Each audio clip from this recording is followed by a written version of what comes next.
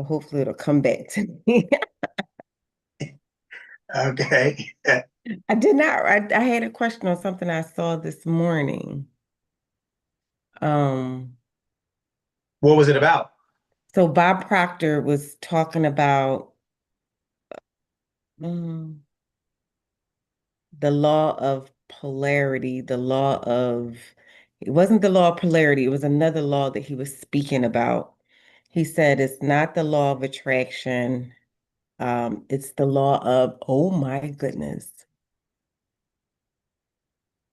And I just wanted to know your thoughts on it, but I can't think of the law that he was talking about. If I find it. Well, you can, it's like if you don't send it to yourself, you won't, I'll probably see it next week sometime. Okay. Okay. Uh, okay. I thought I wrote it down, but I meant to write it down, but then got a little sidetracked. But yeah, yeah, he was saying that people, the concept of it was that people, the question was, how do people um uh use the law of attraction? And his answer was, oh, law of vibration. Okay. So his answer was, it's not really the law of attraction, although, what you think about can come about, but it's the vibration that you put out. I didn't know it was such a law of vibration. Mhm. I guess it's quite a bit of laws I'm not familiar with. Um, And he was saying you have to feel, he said, what it is you feel is what it is you would then attract. He said, although thinking about certain things will also bring about certain things, but how you intentionally do it is the law of vibration. And then the follow-up question was it, well, if you're already feeling bad, how do you feel good? He was like, and then he started talking about the law of polarity. He was like, if there's a bad feeling, there's a equal and opposite good feeling. So they were like, well, how do you change it? He said, it could be music, it could be anything, it could be, changing you know what it is you're focusing on, because what you're focusing on is what you're vibrating out. mhm. And then he also talked about he met this gentleman and he was like, he was making $44,000 a year. And he said, when he talked to this gentleman, he said, well, what is it that you want? He said, all I could think about was money, because that was what I didn't have. And so he said, okay, 20, he was like, all right, I want 25,000. And he said in his whole entire neighborhood, you can find nobody that had 25,000. And if you combined it, they probably didn't have 25,000. So all he thought about, he said originally all he was thinking about was the lack, but now he's transitioned it to the abundance of, and every conversation he said he made $100,000 that year cleaning floors, because he talked to someone and he was like, oh, it's a business. Businesses, he was like, everyone he would track, that's what they would talk about, money. He said, but before all they would talk about was lack. So I thought that was interesting. But I didn't know, like, how many laws are there? um, Whole okay. lotta. A What's lot of laws, right? I'm like, huh. well, what's great about so okay, Hey, Les. so what is all right, so how do we I don't want to okay, so first what's great about what you're talking about is that we're talking about that. Hey, Hey, really good. What's good is that we're literally going to be talking about that today. Uh, oh, look at that. literally today. Like there's not going to be any stories. Like we going straight. We just jumping straight in the pool. There ain't no toe touching. There ain't no walking around the pool. Find you a spot. No, it is. Summer day. We just going in like this on right. Uh, uh, so that's really good. So we're going to be talking about today. Now, you said I want you to see literally. I want you to see how, and we're going to be talking about it today because we do everything that he was saying. We do every day, but because we don't know because we don't realize we're doing it because we've always been doing it, so to speak.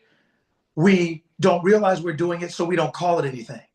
Then when it's called something, we don't identify that meaning as a thing or that word as a thing we've always been doing.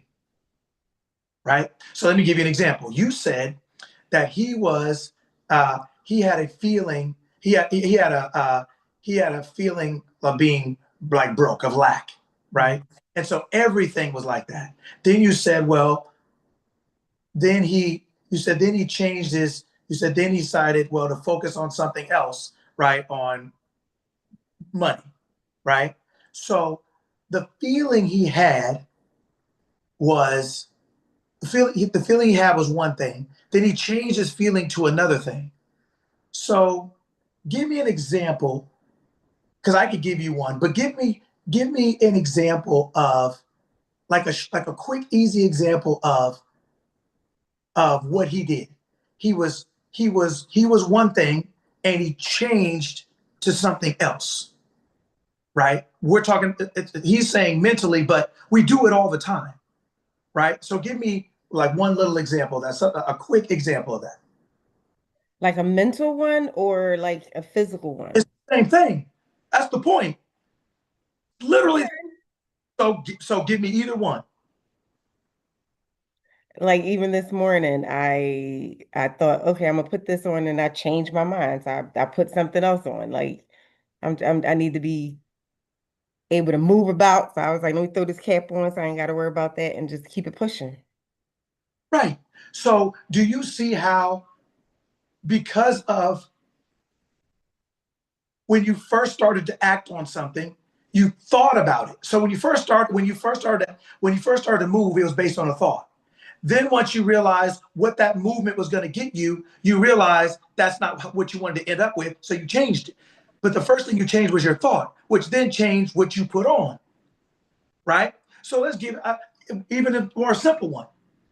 If you go to let's just say Indian restaurant, right? Like a culture that uses a lot of spices, and you walk out of there, say you're at work and you go to an Indian restaurant at lunch. When you get ready to go, when you go back into the office, or when you walk out of that restaurant, what is something you can imagine yourself doing after you finish eating, walking out of there? Smelling like what you just ate. So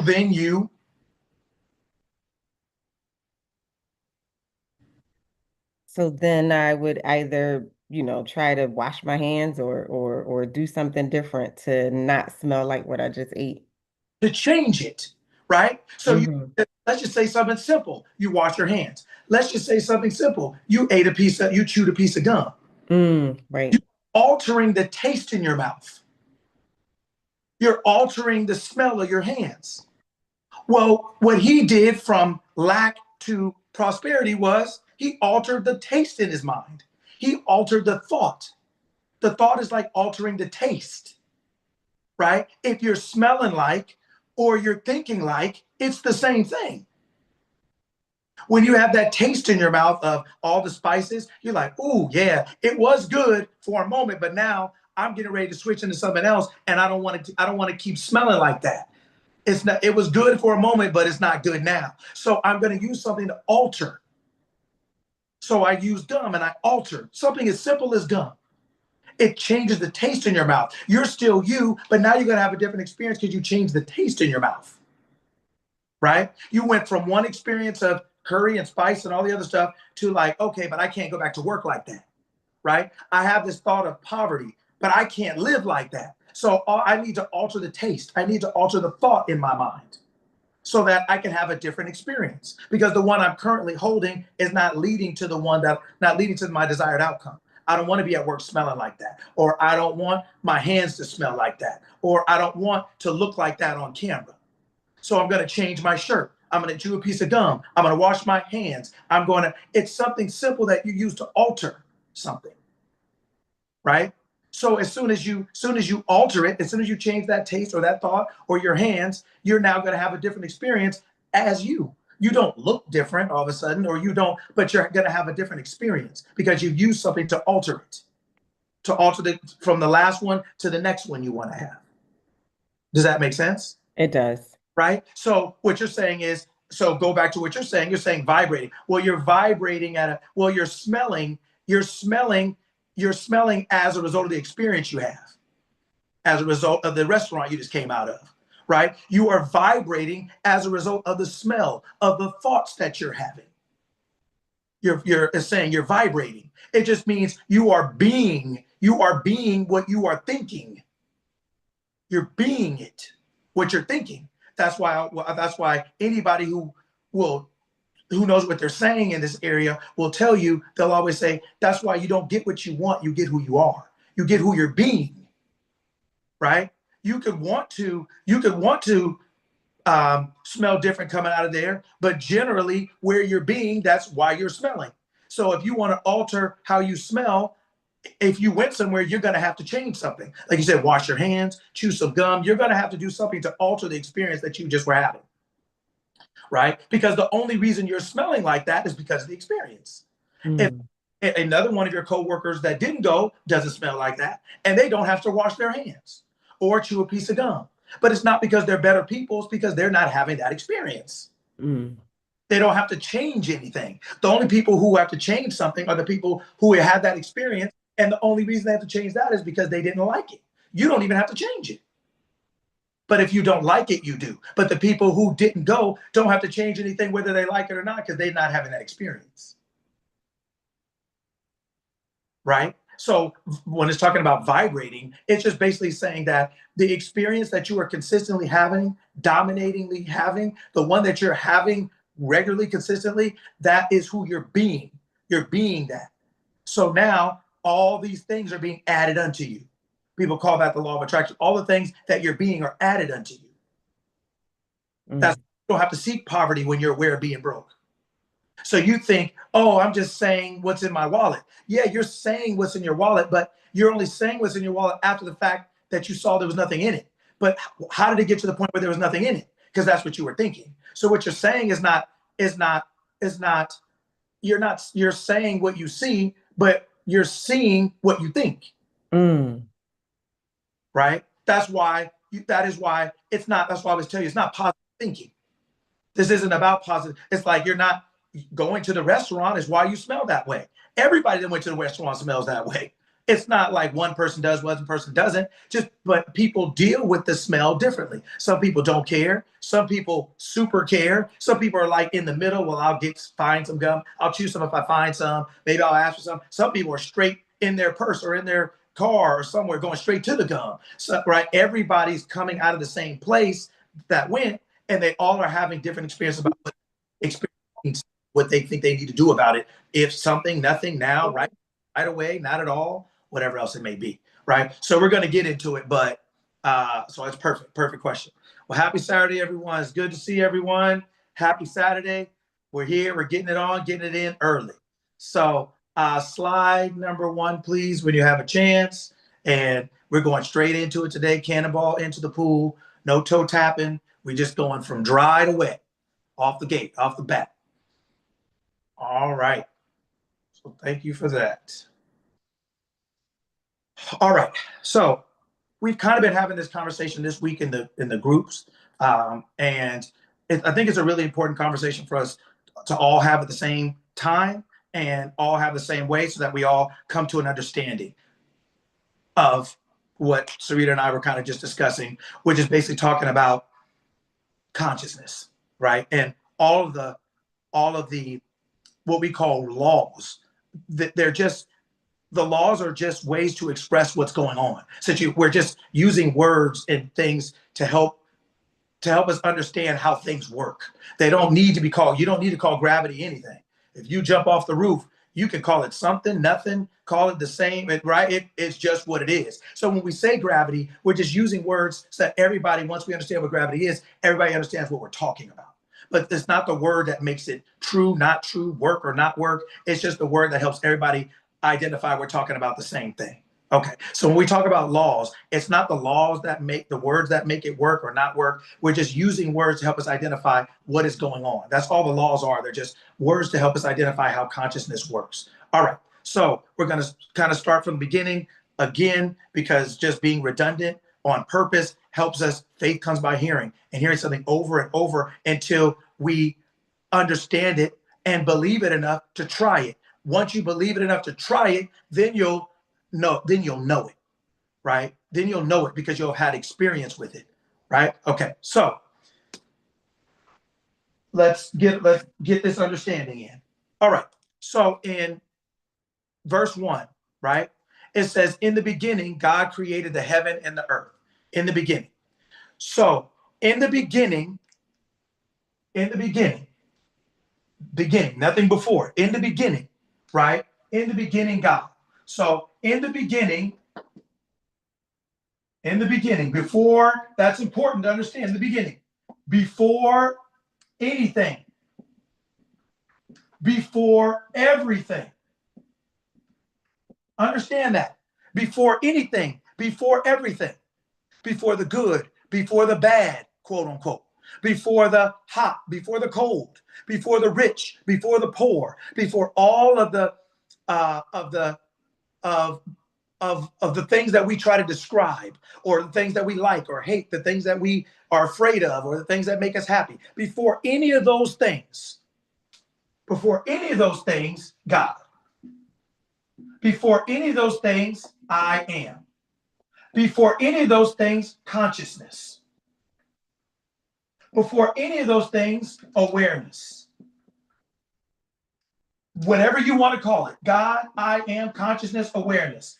All of these things are all one thing. They all mean the same thing. Pick whichever one works for you, but they all mean the same thing. All of these things, God, I am, consciousness, awareness, source, any of it is first. This is first. Before anything, before everything. That is important for you to understand. This is just like order of operations in math. This is important for you to understand, because our biggest problem ends up, I'm going to get to it a little bit, but our biggest problem is we throw it out of order, and we end up serving the things that we created as a result. And that's getting it out of order makes us serve things we created, and getting it out of order is where all the problems start. So I'm harping on this for a reason. In the beginning, God. In the beginning, I am. In the beginning, you.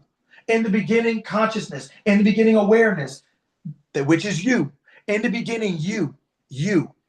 Not anything that you are talking about. You are first. That's not selfish. That's not ego. That is truth. That is reality. That is the truth. In the beginning, you. In the beginning, I am. In the beginning, God. In the beginning, consciousness. In the beginning, awareness. That is first. That is first. And just like they say on the street, keep the main thing, right? First things first. You have to keep it that way. In math, parentheses, exponents, multiplication, division, addition, subtraction, in order. You don't get to be emotional and change the order. You don't get to have a bad day and change the order. You don't get to be in your feelings, as they say, and change the order. Right? It doesn't matter it doesn't matter what your emotions are, as long as the order's right. You could cry. As long as the parentheses come first, you could be crying when you do it. As long as the exponents come next, you could be sad when you do it. As long as the multiplication comes next, you could be jumping for joy when you do it. It doesn't matter what your emotions are, as long as the order is correct. You'll still get the same outcome. Now, so let's understand that first. So in the beginning, I am. Before anything that you call good, bad, right or wrong, up, down, left, right, hot, cold, before anything that you could describe, I am was first. Now, created the heavens and the earth. Those are all the things that you described. Up, down, right, left, up, anxiety, worry, stress, fear, doubt, those are all these things, right, are part of the physical experience and part of creation. So that later on, when I am decided to have a human, to have a human experience, right, as itself, it created everything that it could ever want to do, be, or have before it became that. That's why humanity was created last, right? Everything else was here first. Humanity was created last. Okay. So I am, source, consciousness, awareness is the only creator. You have to understand that. It's the only creator. He is not. She is not. They are not. It is not. Meaning things outside of your consciousness are not creating your experience. Only you, as I am, are doing that. Now, where you are using things that you've created to create your experience, meaning somebody, let's say, I am invented a spoon. So now you and I am invented ice cream. So then I am and you is using the spoon it invented with the ice cream it invented to have an experience as itself. I am created all of those things, right? So everything that you would like or hate, you created. You created. No other, there is no other creator. There is no other one. It's you. Okay, so I am in the beginning. Before anything that you've created, you existed before anything you created. Right? Now, if we go down, right, and we're looking at this and it says, God says, let there be light or let there be day. And it goes through all the things, the waters, the animals, and all the dry land and the grass. And it created all of those things. All right. It said, let there be. When consciousness, when God, when I am, when source awareness, whatever you want to call it, when it created those things,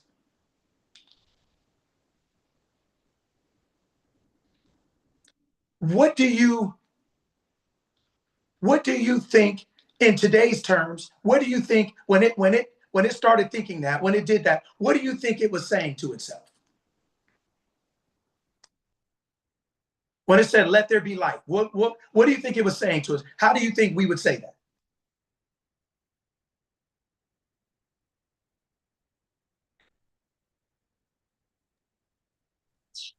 Like, I want light. Allow. Turn on. I mean, what would you say? If you wanted something, what would you say? I want that. If you were sitting on the couch and you decided and you were like, I'm thirsty, right? And you realized you had nothing to drink in your house, what would you say? Let me go get something to drink. That's all of that is the same thing as saying, let there be light. It's all the same thing. So when you decided that you were going to get something to drink and there was nothing in your house and you were deciding you were going to get something to drink, it was because you wanted something to drink or you were thirsty. So then you created something to have an experience with that thing. Because remember, you already existed before the thing you created. Before the heavens and the earth, you already created. You already existed. I'm sorry. You already existed. So if you already existed before the heavens and the earth, meaning everything and anything, you existed before that, then would it be safe to say that you don't need any of those things to be you?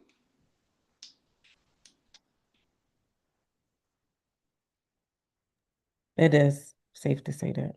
Is that sane to say? Is it saying no? Well, why not? Because you don't need any of those things to, like, any of the outside things to be you, because in the beginning it was I am. What I just realized about, and I looked it up just to make sure, like, let is past, present. It's all the it's happening now. It happened before and it happens in the future. So Because let because out because I am is All the time. all the time. Yeah. be present. Mm. Yes. Yes.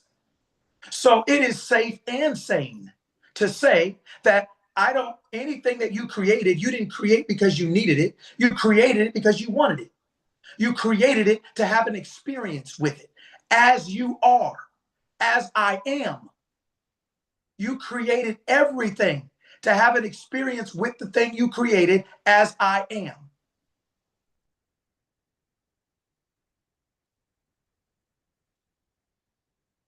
You don't need anything you created to be I am. You were already I am before anything, before the heavens and the earth were created. So you don't need anything you created. You want what you created. That's why you created it. But you created it to have an experience with it. Everything. No exception. Everything. You existed before everything and anything. So everything and anything are the same. They are something that you created, that you existed before, that you don't need to be you ever, at any moment, any point, or any time.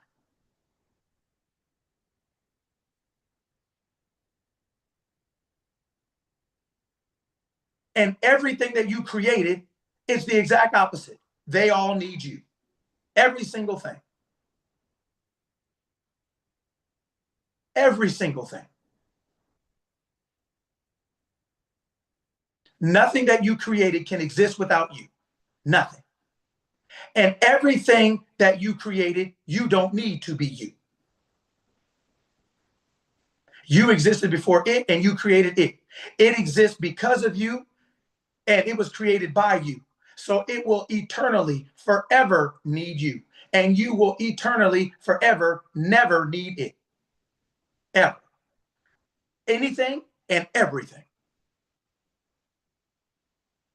That is the relationship. That's the dynamic.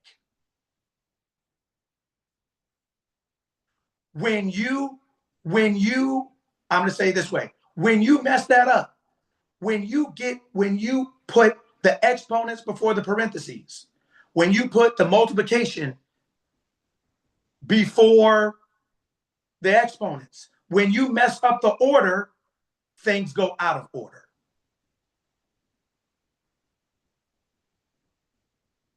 It's not emotional. It's not personal. It's not moral. It's not ethical. We're talking about laws, just like the law of math, of parentheses, exponents, like the law of gravity. The things that we see physically, the laws make sense.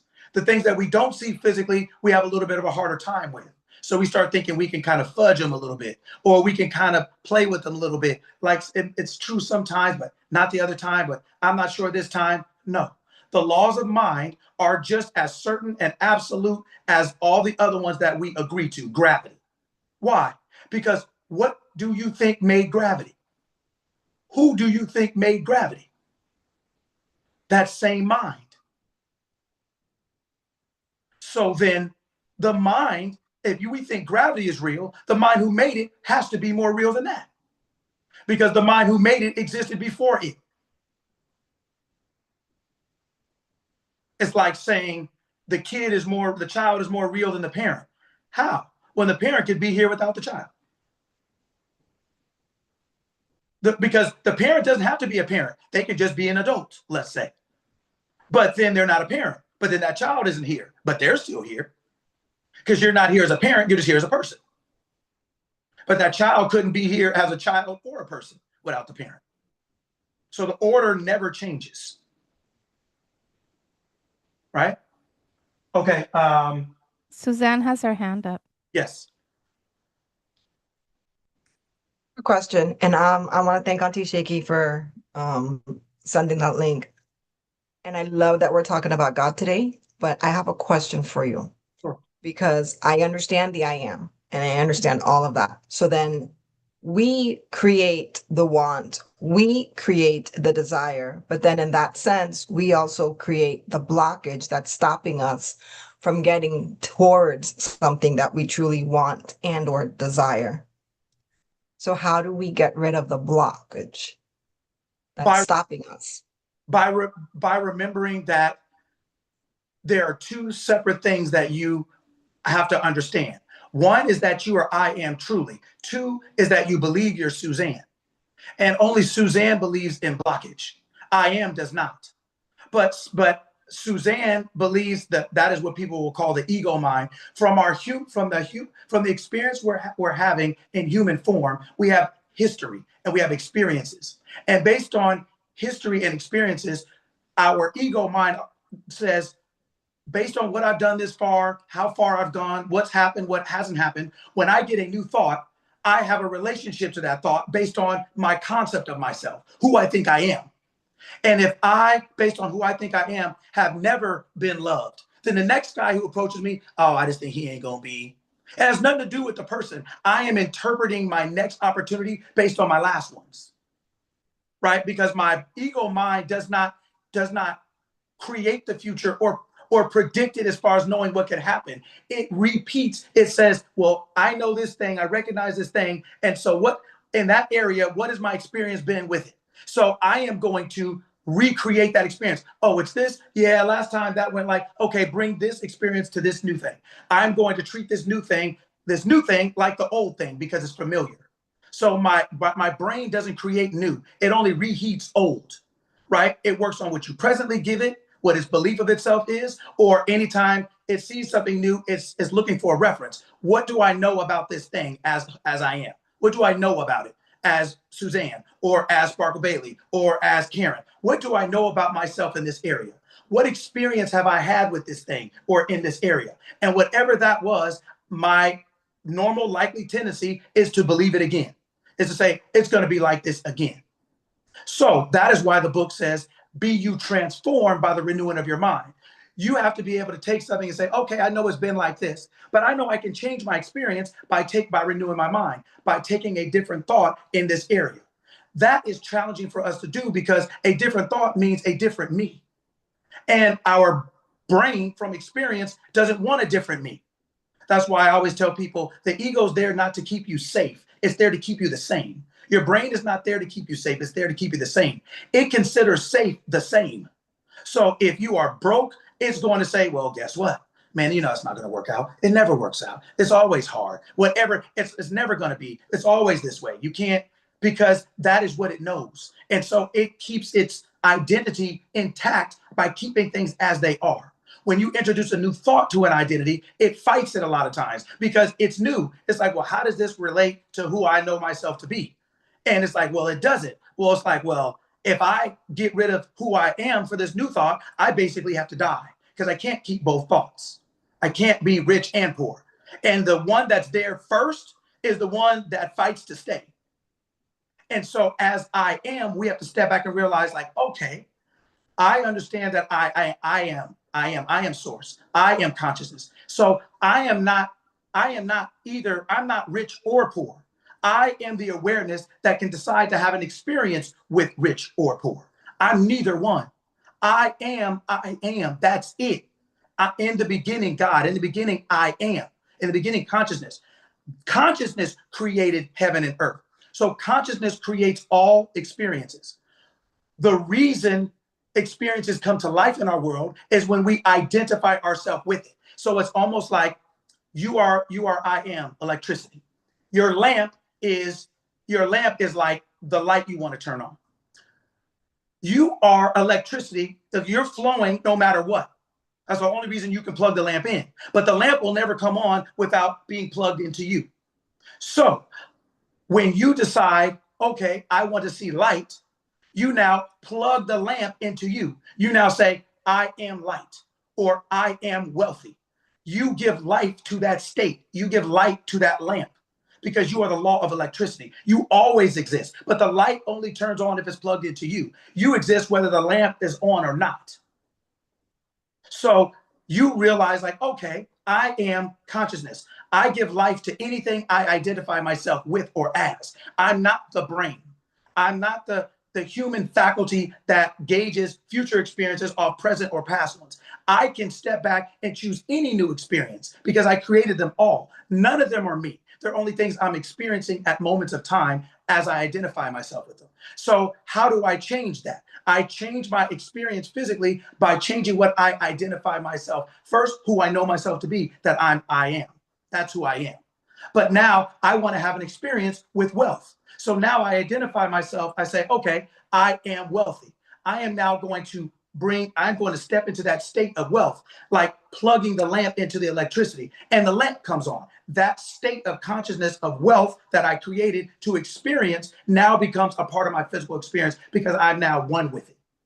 When I no longer want that, whether it's in ignorance, I start saying I'm broke or things are hard. If I decide, well, I want to try something else, I basically remove my awareness of being that. I now unplug the lamp. I pull it out from the source. And so the source remains, but it no longer plugs the thing, it no longer lights up the thing that's plugged into it. A lamp is just like a state of consciousness. It's something that you give life to by identifying yourself with, saying, okay, I am this. It's not me, but it's something I'm having an experience with. And as long as I have an experience with it, that thing will stay on. That thing will remain in my life. And understanding, taking a step back, realizing just because I'm having an experience doesn't mean I identify myself with it. I am never poverty or wealth. I am only I am. I can have an experience with a state called poverty or a state called wealth by identifying myself with it. Like, okay, yeah, I'm wealth, or yeah, I'm poor. But that's not who I am. That's just the experience I'm having. But in order to have that experience, I have to give that state life by combining myself with it, by saying, oh, okay, I'm that. When I don't want it anymore, I'm no longer that. But whether I'm doing it or not, I'm only I am. I'm just having experiences based on what I'm doing, how I'm identifying myself. And if I'm unwilling, whether it's through ignorance, whether it's through history, whether it's through feeling like what do people call it? Like an imposter, feeling like a whatever. For whatever reason, we're unwilling to plug that lamp into the wall, you'll stay in the dark. But the lamp is there, the state is there, and the electricity is there. But the two have to become one flesh, right? It's beautiful. And it clicked because I'm like, the minute you said breath, and I'm giving life to it. So bringing it back to God, it's like I am breathing life into a state that I am choosing to experience. So if I am choosing to follow whatever mindset came in at that moment to have the blockage. I am choosing the mindset to have the want and the desire. But if I'm ever going to overcome any of the blockage or anything of any state, I am always the source. I am the energy that flows and I direct everything. I breathe life into everything that is purveying from my eyes or my mindset. It all comes back to me. So praise God. Thank you so much. I got it. You're welcome. Right? And so this is what we have to understand. So we'll go off that. This is what you have to understand. I'm talking to you as a player, but I'm talking to the team. This is what you have to understand. There are infinite versions of Suzanne. Infinite. Infinite. So there is a Suzanne that is broke. There's a Suzanne that is rich. There's a Suzanne that is rich, but it's hard. There's a Suzanne that's rich and it's easy. There's a Suzanne that is broke and it's hard. There's a Suzanne that's broke and it just, makes do and she's just a good person anyway. All of those are you. So there's no right or wrong because they're all you.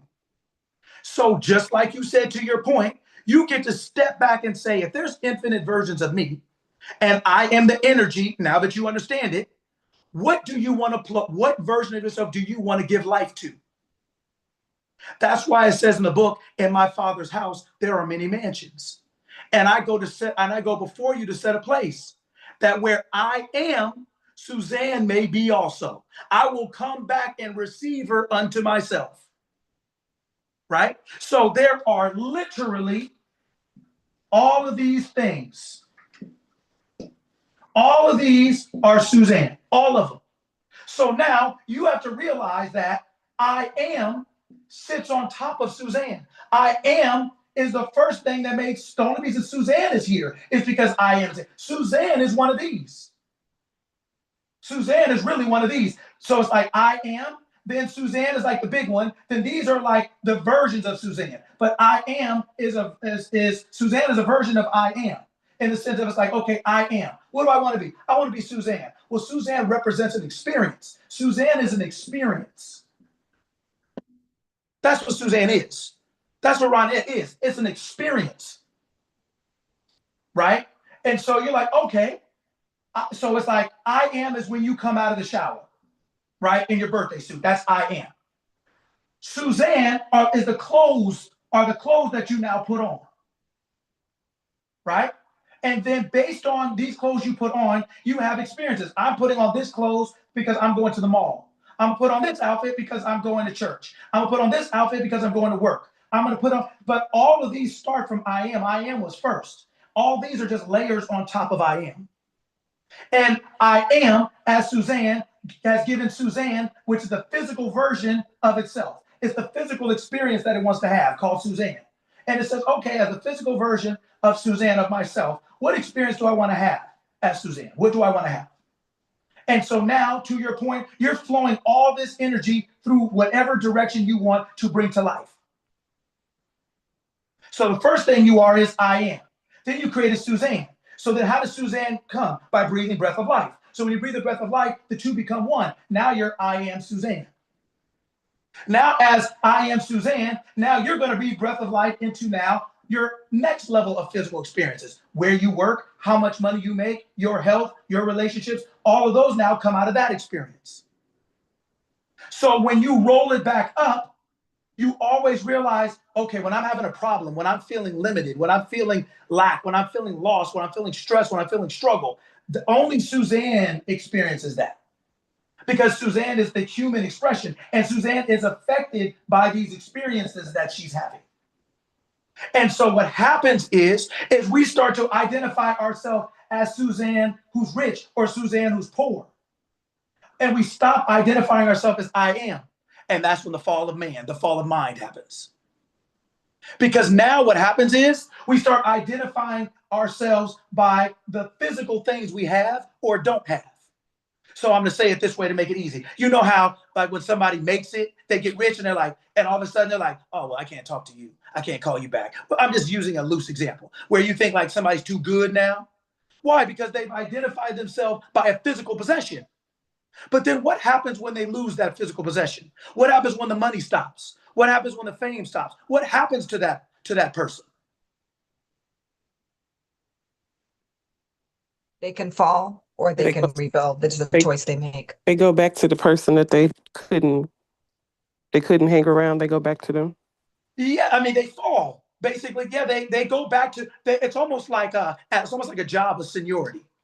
If they're cutting people, they cut people based on seniority. So they're going to say, okay, well, you're cut. And then if somebody's over you, then you go down to the level before that and you cut them. You go back to the last place that you can still maintain. But you fall, right? When you identify yourself as the things that you created, when you identify yourself as the thing you created, you now have to serve the thing that you created because you're identifying yourself with it. You made a mistake. When you forgot that you are the creator, you're the creator, not the created. You're always I am. You're never the things that you created. That's why I said at the beginning, in the beginning was I am, before anything. So you're before broke, you're before rich. But to Suzanne's point, depending on how much of yourself you know, if you know that, you can choose broke or rich. Neither one of them matter to you because they're both just experiences. And you're not a victim to either one. They're your choice. Who's going to push God in the back and be like, walk in there? There is no other. Nobody's making us do anything. But we've been taught and conditioned to believe that all of these physical things created us almost. We act like they created us. And that's not correct. So then what happens is we start identifying ourselves as the things we created. Then we end up having to serve them. Then when we serve them, then we end up chasing them. Then we end up believing in them. Then we end up feeling stressed when we don't have them. We feel great when we have them. We feel bad when we don't. Because we're identifying ourselves with the things we created, and we forgot to identify ourselves truly as our true identity, I am. that is where all things fall apart. All of it. Applies to everything, right? Whether it's emotions or feelings. People say, "Oh, you make me feel like this or this, that," and it's like, what? All of this, whatever experience, whatever state, that involves every sense of the word. Like it involves the feelings, it involves the emotions, that involves whatever you're thinking and what state you want to be in. All of it ties back to the source because there's no one that's making you feel a way, no matter what, or you made me react this way. It all comes back to you because can someone, and that's like one of the dilemmas that people are like, we're always discussing. How is it apparent that a statement or something said makes someone feel a certain way, but there was no intent of that being stated? You understand? Exactly what you're saying. I was having a conversation this morning with somebody, they know who they are, and they said something like, well, I'm going to show them. And I said, and I'm going to show them so that they're not going to say that to me again. And I said, you can't stop an echo. You can't stop an echo. Just don't start one. They only physically expressed to you, they only said out loud what you were saying inside. You just weren't aware of what you were saying inside until you heard it from outside, right? I was having this experience. Let me give you an example. See, we have to understand something. When we say we create our own reality, it sounds good, but people don't really know what that means. Let me show you exactly what that means. You create your own reality. That means you are in the beginning, before any and everything, you existed. So now everything in your reality was a physical thing you created to have an experience with. To have an experience with as you are. As you are. You are having experiences with this thing as I am. All right. So now, to your point, you're saying, oh, okay, well, I create my reality. So that means if you create your own reality and everything else is an experience, then here's a true statement. They only think what you think. They only think what you think. But you just don't realize what you think until you hear from someone else. Just like you get dressed, why do you think you have a mirror? Because you can have all kinds of intentions. But when you go in the mirror, you're like, oh, wow, that's not really what I thought it's going to look like. Or why is my hair like that? Right? Your mirror clears it up real quick. You can have all kinds of ideas of what you thought you were looking like. Thought you did this or thought it was looking real fly in your mind. You thought it was clicking. And then you got in the mirror and you're like, it ain't. But you're not mad at the mirror. You're grateful that the mirror showed you your reflection so you don't go outside looking crazy, right? They only think what you think. They only reflect back what you think. You are the creator of your reality, which means you are the only person that is being reflected in your life. See, we think we're all on here together, but we're not, meaning we're all having an individual experience collectively. But this is what it's like. If, let's just say, Suzanne, you and Karen is right next to you. Let's just say we're all rappers. So me, Suzanne, and Karen, we're all rappers, let's just say. So I have a video. This is my video. I have a video. And I say, you know what? I want to feature Suzanne and Karen in my video. It's my video. Now Suzanne's like, you know what? That was dope. I think I want to try the same thing. So now in my video, I'm going to feature Lucky and Karen. Karen's like, you know what? That was cool. I'm going to return the favor. I'm going to have a video and feature Karen and Lucky. We all are in each other's videos, but I'm in your video. So you're in charge of what goes on in the video. I'm just there as a feature to help you, to support you. But we all have our own individual videos. So even though we think that we are all in the same video, we're only in each other's video. Where it's only one video happening. Karen will never know what it's like to be in Suzanne or my video. She'll never know that. Karen will only know what it's like to have her own video with Suzanne and me in it. You are the creator of your reality. We're not all having the same reality. That's why, to your point, Suzanne, when you said, well, if I say something to someone and they misinterpret what I said, yeah, because you're having an experience and they're having an experience. And you are saying what you said because of who you are, and they are interpreting what you said because of who they are. It has nothing to do with you. They are internalizing it through their own identity. That's why somebody can hear a joke and one person laugh and another person not laugh. The joke is the same, but you are filtering it, interpreting it through your own experience. So even though we're all together, we're still having individual experiences. And we're all a part of each other's experience. So I'm having an experience and all of you are here. But you're having an experience and all of us are here. And we're all having our own individualized experience. We're not all collectively in the same spot at the same time. But I will never know that. Just like you will never know, Suzanne, what it's like to look through my eyes. Even though you can see me, you'll never know what it's like to look through my eyes. That's what it means when I say we're having our own reality. Even though you can see something, you'll never know what it's like to look through that person's eyes, because that would be their reality. You can't see their reality. You can only see your reality. So then you think that everybody's reality is the same one you're seeing. And it's not. It's not. Everybody's having their own experience.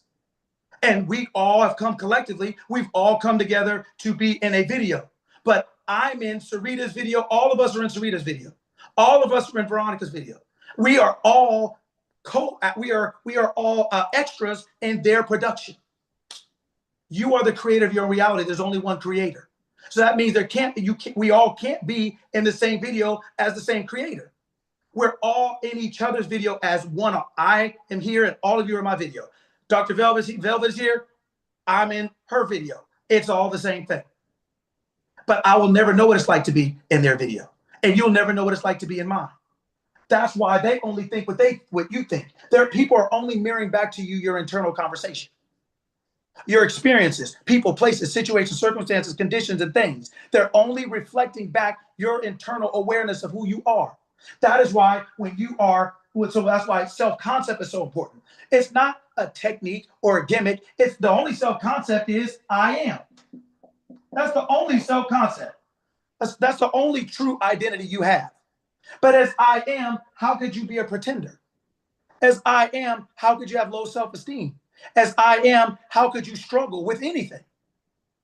So then when you are saying that, thinking that, believing that to be true, then you are not believing yourself to be that. You're believing yourself to be your persona, your person, your character, your mask. You're believing to be Suzanne. You're believing to be Karen. That's the only experience that could be having those experiences. That is where the problem comes in, is who you're identifying yourself with is why you're interpreting what you're interpreting. It's why you see what you see. It's why you say what you say. It's why you think what you think. It's why you feel what you feel. It's based first on who is thinking, saying, feeling. Who's doing that? When this is out of order, what do you think is going to happen? You know how in elementary school you do math and they tell you to show your work? It's like that. So when you first start the problem, it's all clear. But once you start working, you start showing your work. That's why, because you get to see where people make a mistake. You get to see where people didn't carry the one, or they didn't line their column up right, or you get to see where they erred, where they sinned, where they made a mistake. But that's what the work is for. That's what the world is for. It's to show you. You're showing your work. You're showing your work. Who you think Suzanne is. Who you think Karen is. That is where the problem. That's where the initial problem is. What is 8 plus 5 plus 6 plus? That's Suzanne and Karen. Now, when you start doing that as Suzanne and Karen, that's what your work looks like. Who's doing the work? Suzanne or Karen. So then if something was wrong, Suzanne or Karen are wrong. So that's who you have to go back to fix it. Who are you thinking that is? You are absolutely right. You have the energy. You are the magician with the magic. and you are going, let there be. You're going abracadabra. You are choosing states of consciousness to express who you think you are. Just like you choose lanes on a freeway to say, oh, I got to get to work in 10 minutes. You're not going to be in the slow lane, right? Right. You're not going to be in that state because that state won't get you there. It's the same thing. That's why I tell people there's no such thing as a limiting belief. There's no such thing. A limiting belief is a belief that you are trying to use that does not lead to the outcome you desire. If you say, I want apple pie, and then you go, if it'd be like saying, if I said, Ronette, I want you to go to the store. I want you to go to the store because I want to make apple pie. I want you to go to the store and get some apples. Ronette comes back with oranges. And I'm like, Ronette, you got limiting beliefs. You got limiting oranges. It's like, no, those are just the wrong fruit. They're perfectly good if you want orange juice. They're perfectly good if you just want to. They're not limited. They're perfectly good, whole, and complete as they are. That's why I said, Suzanne, and all of you have infinite versions of yourselves. None of them are limited, but you have to pick the right one that's the expression of what you want to have an experience as. So when you're saying, I want to be a successful entrepreneur, let me ask you a question. If you were, let's just say, if you started a business and you said, I want to be a successful entrepreneur, let's just use time. How much time would you be willing to give yourself for that? Now, you're an entrepreneur. This is not a side hustle. This is not something that you just do like, I'm feeling good today. No, like this is your business. Well, you don't eat what you don't kill, let's say, right? You're out here hunting, let's just say. So you're an entrepreneur and you're saying, and you describe or define yourself as successful, let's say. How long would you give yourself to do that? Well, what would that be? How much time, what would you say for yourself? Me or for everybody? For you. Okay. If I'm not doing anything else, you're an entrepreneur. You either eat or you don't. You're a lion in the jungle, and you got to eat. How long is that? How long you give yourself to kill something? I would look for it to be as quick as possible, because if I gotta feed me and feed my family, it's like you're gonna get it as fast as possible. Okay. Anybody else? Time. You're a lion in the jungle. How long you got?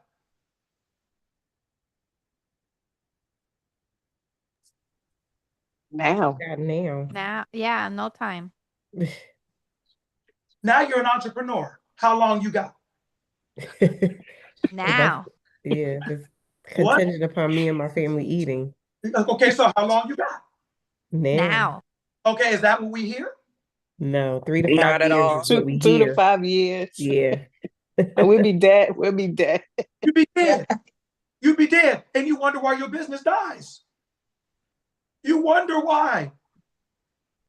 It dies, you died. You literally have shrunk up to bones. A lion got to eat. A lion is an entrepreneur. Does that make sense? Yes. Out there feeding the lion in the Sahara Desert, in the Serengeti.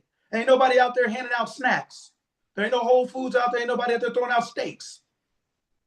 Right? So it's got to eat today to feed itself, to feed its family. Even if it's just by itself, it's got to eat today.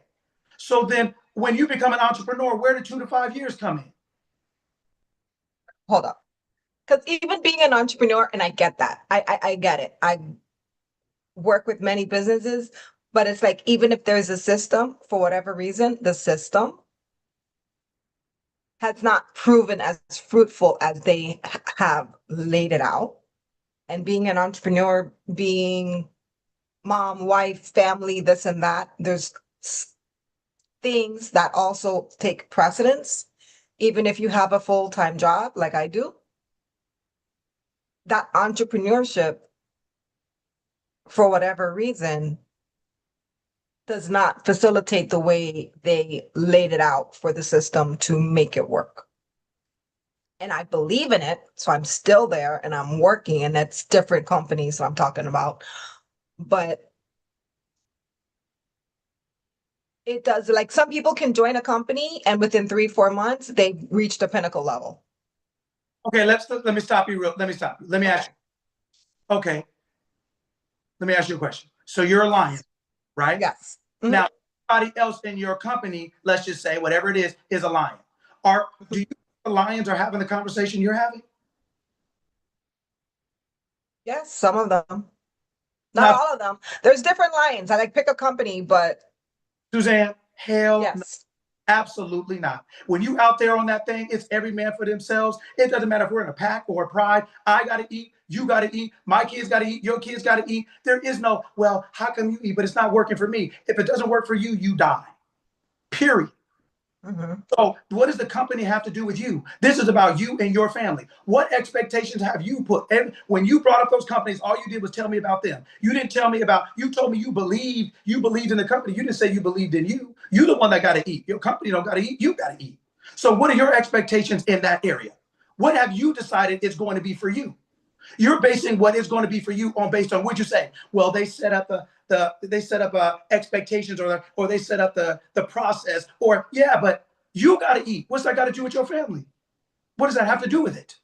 It's raining, so what? You got to eat. It's hot, so what? You got to eat. They caught something, so what? I got to eat. They have nothing to do with you and your family. What are your expectations? You still have the same necessary outcome, no matter how it goes, no matter who's involved, who isn't, no matter what process they set up. So that, let's just say the king lion or the queen lion said, Suzanne, you know what? You have to stay here for 3 hours and then watch us eat everything. And if there's anything left, then you can have something. How many days are you going to do that? That wouldn't happen. So then why is it happening? I don't know. I guess it's Because I'm going to say time this. commitment to willing to commit to doing it, I guess. I'm going to Maybe that. say it this way. It's not true. I'm going to say it this way, but it's not true. Because you're not hungry enough. Here's what I mean when I say that. How many days you gonna let everybody else eat before you eat, and they're eating and you still can't? We eat first, you eat last, if there's anything left. Well, after a while, you starve so many days that you can't wait. You're like, no, that I'm going to eat. I'm either coming with you or I'm coming before you. But I don't have anything left while I'm waiting for your system, while I'm waiting for your process. I still got to eat. I don't care about a system or a process when I get hungry enough. Because there's no alternative. I either eat or I die. It's not like I eat or I'm not comfortable, or I eat and I don't get first place, or I don't eat and I don't get an award. No, I die. Because I have an alternative, and Yeah. that I have a guaranteed eat. So I'm Yeah. not focused 100% on the other one, on the entrepreneur. You don't need to be. I'm going to say it this way. You don't need to be. I'm going to say it this way. But you're not hungry. You're not serious. You're not serious about this thing. I'm not saying you should be. I don't know what it is. You ain't working for me. So I'm not mad. I'm just telling you, I am challenging your mindset. I'm telling you that what you're telling me is cap. You're blaming it on everyone else, and you're not serious. But that's why I said, how long are you going to let everybody? I said I don't commit as much time as it. I know that. I know that I don't commit as much time to it as I should. I know that. Because I have a guaranteed eat, and that's the problem. The guaranteed eat needs to be second to this one. Why are you doing it?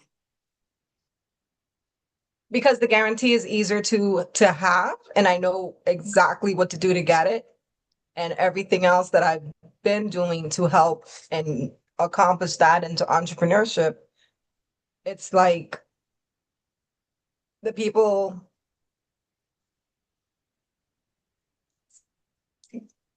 Is anybody hearing this? Is anybody listening? Yeah.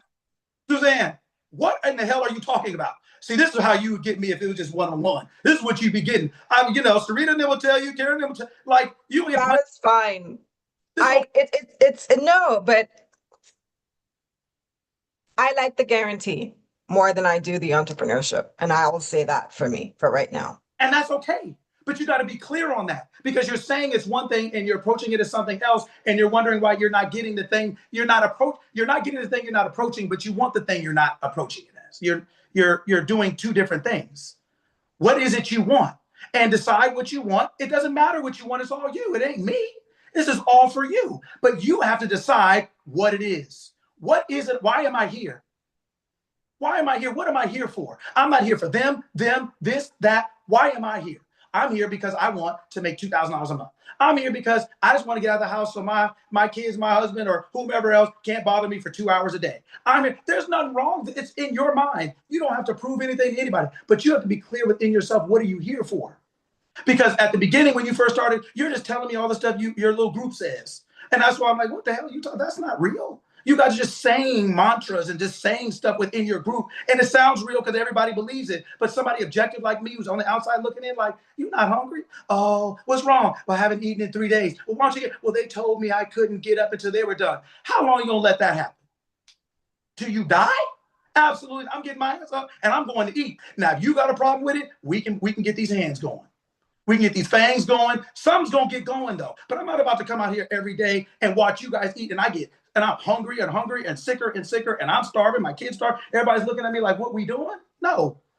And if I don't want to eat that bad, then I'm going to be quiet and I'm not going to be looking crazy. Or I'll just not be here. Or if I feel like I'm that hungry and this ain't working, then I'll go somewhere else where I can get off.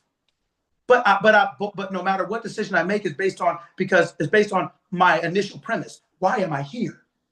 What are you there for? You can get anything, Suzanne, but you have to be clear on what you're there for. And you don't let other people define what's possible for you, which is what you were doing at the beginning, talking about a process, talking about this, talking about that. No. In the beginning, I am. You telling me you know what that is, but you're not, but you don't, because you're talking to me like you don't. You don't. You're saying you're aware of what that is, but you're not aware of what it is to put it in action and get some action. Get some blood on your fangs and some meat back to the house.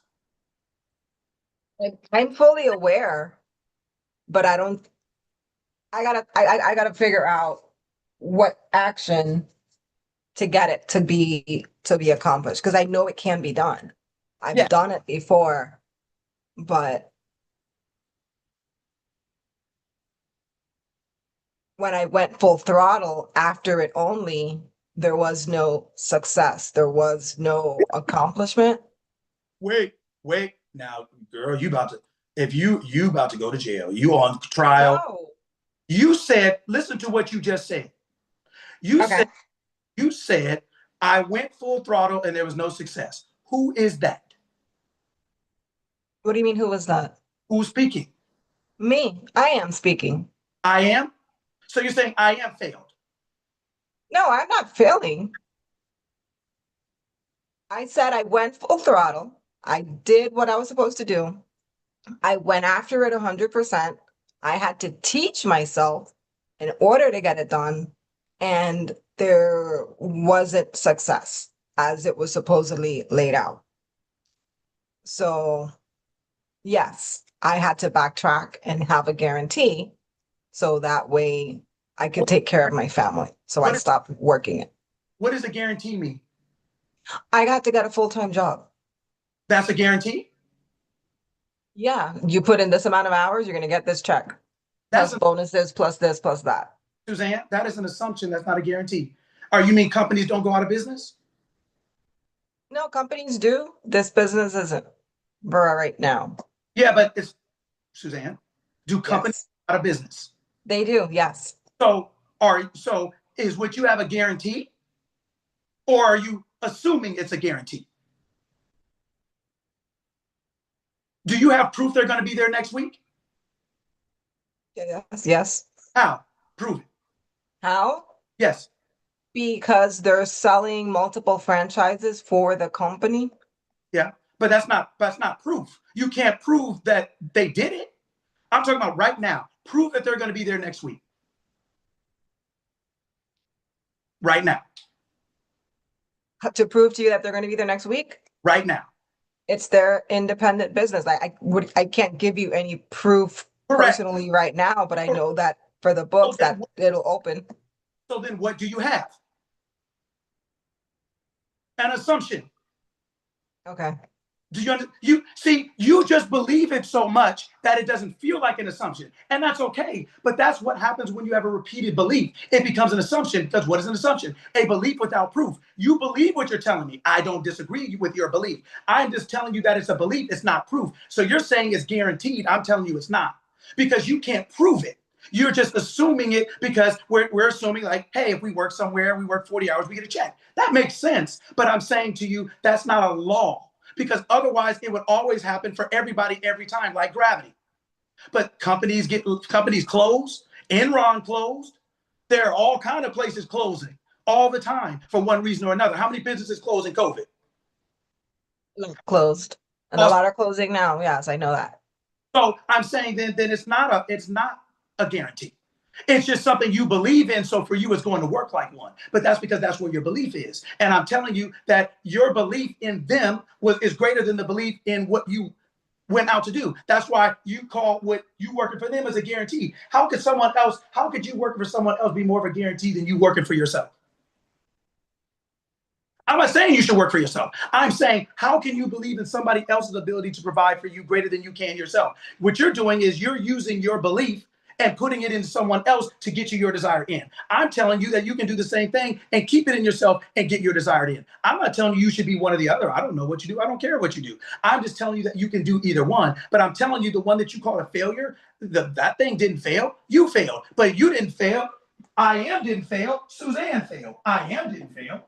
But Suzanne could call something a failure. That's why when you go on all these business calls and all this stuff, what do people say? Fail fast, fail quick, hurry up and fail so you can learn. What does I am need to learn?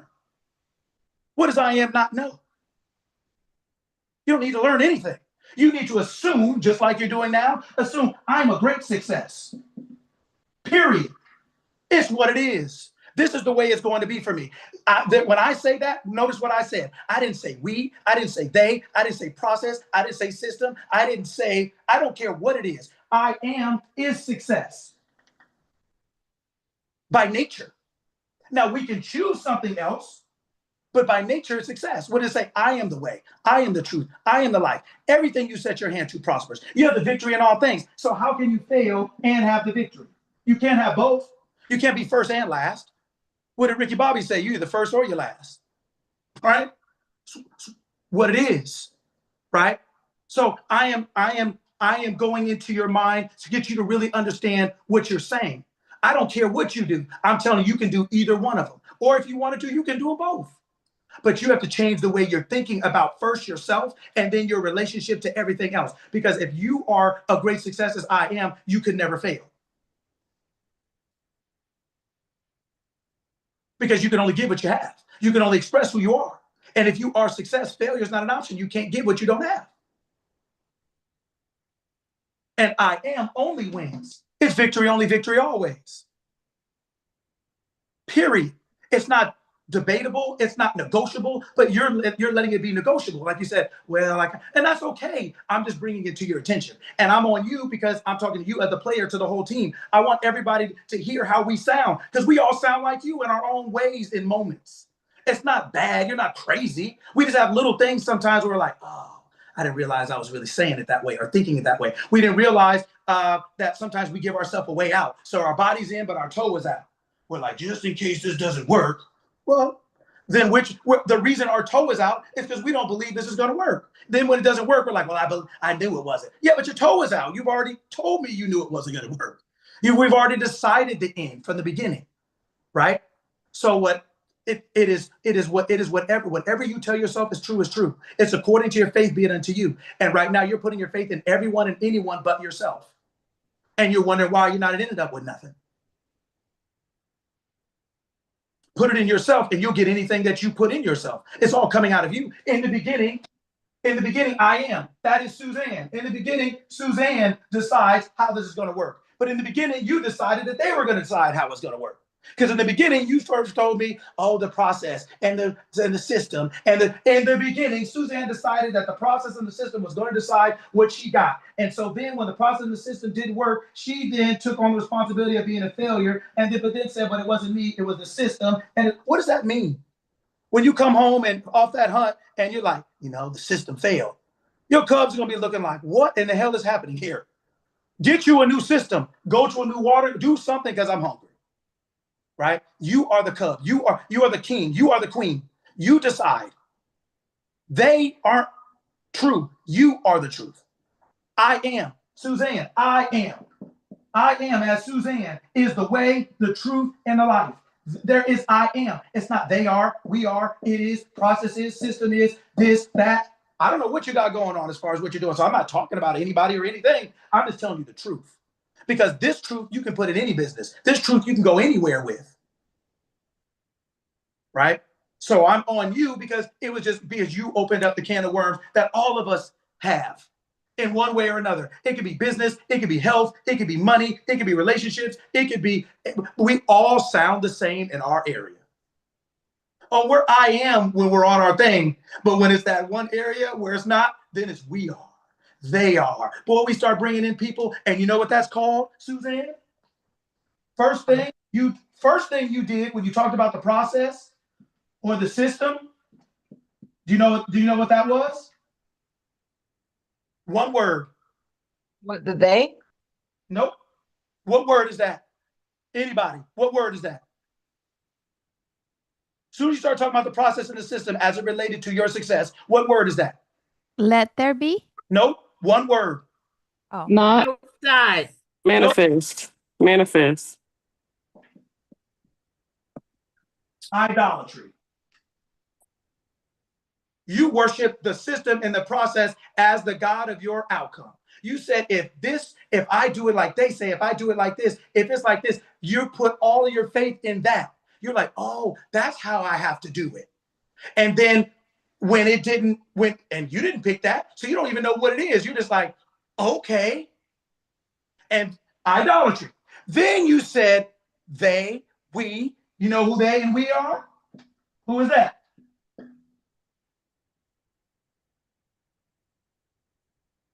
Going to be another idolatry? Because like Nope. Are you married? I am. Okay. So your husband's like, hey, who is that? Hey, what was that? What is that?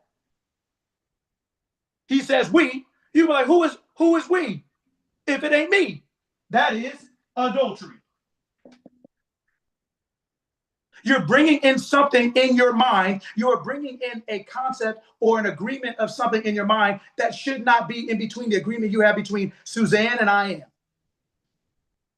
You're not looking into I am anymore. You're looking into process and system. So now you have an idolater. Now you've made a statue. You made a graven image. You made something that you worship as the king or queen of your empire. And you're saying, well, if I just abide by this, then I'll get what I want. Or, oh, no, I have to do with it has to be we. It's they said, and we said adultery. You're bringing in a side thought. Oh, damn, I never saw it as this at all. Yes. Most people don't because they think I'm using it the way the Bible uses it. What does it mean? I'm using idolatry and adultery. You can understand now because I used it in physical terms, but now you can understand what they really meant. They were using the physical example. They're talking about consciousness. That's why you said you never saw it. I'm showing you in physical concept that we understand as adults. I'm showing you that it's talking about consciousness. Idolatry and adultery are not physical things. They are states of mind. They're consciousness. It is a thought process that expresses itself physically.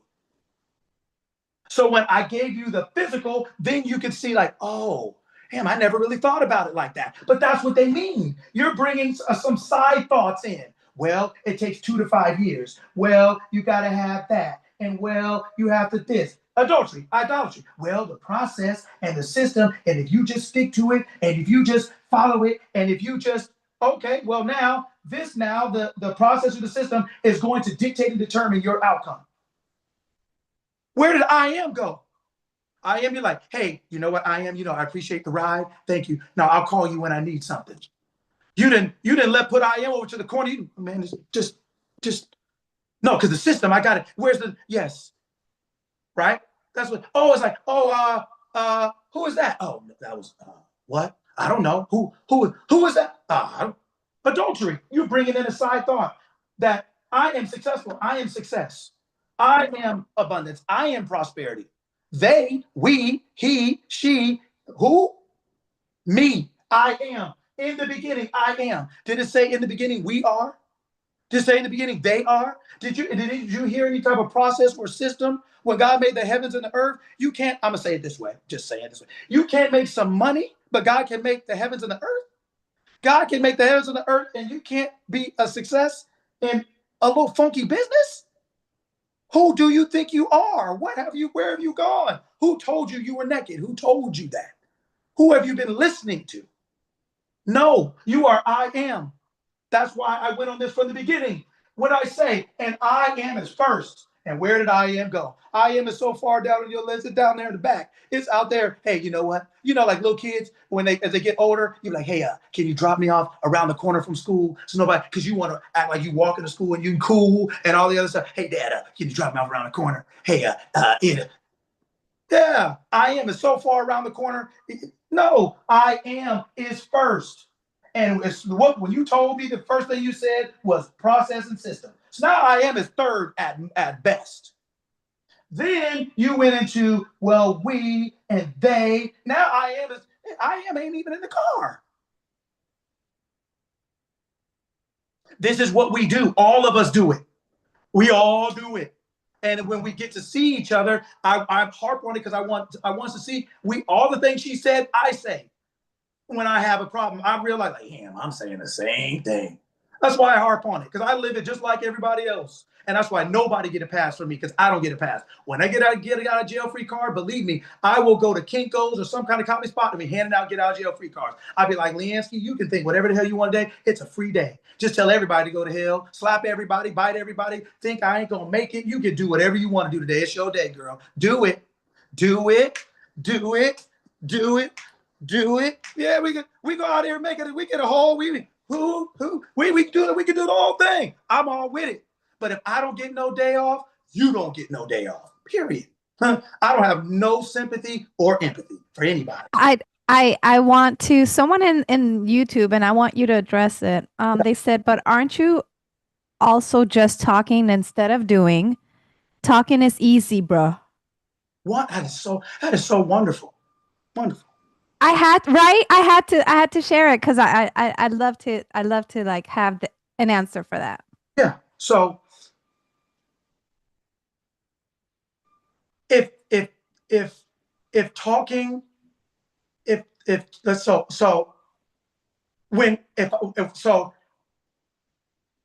I'm just talking, the reason people have a problem with that is because they think it's like positive thinking.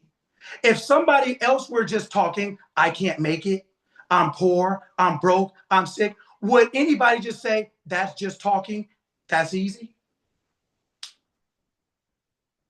Would anybody say that? Nope. Anybody? Probably not, because that's their norm. They would just say, they would be like, oh, don't say that because you don't want that. That wouldn't be just seen as just talking. When you say I'm poor, I'm sick, I'm broke, I can't make it, nobody thinks that's just talking.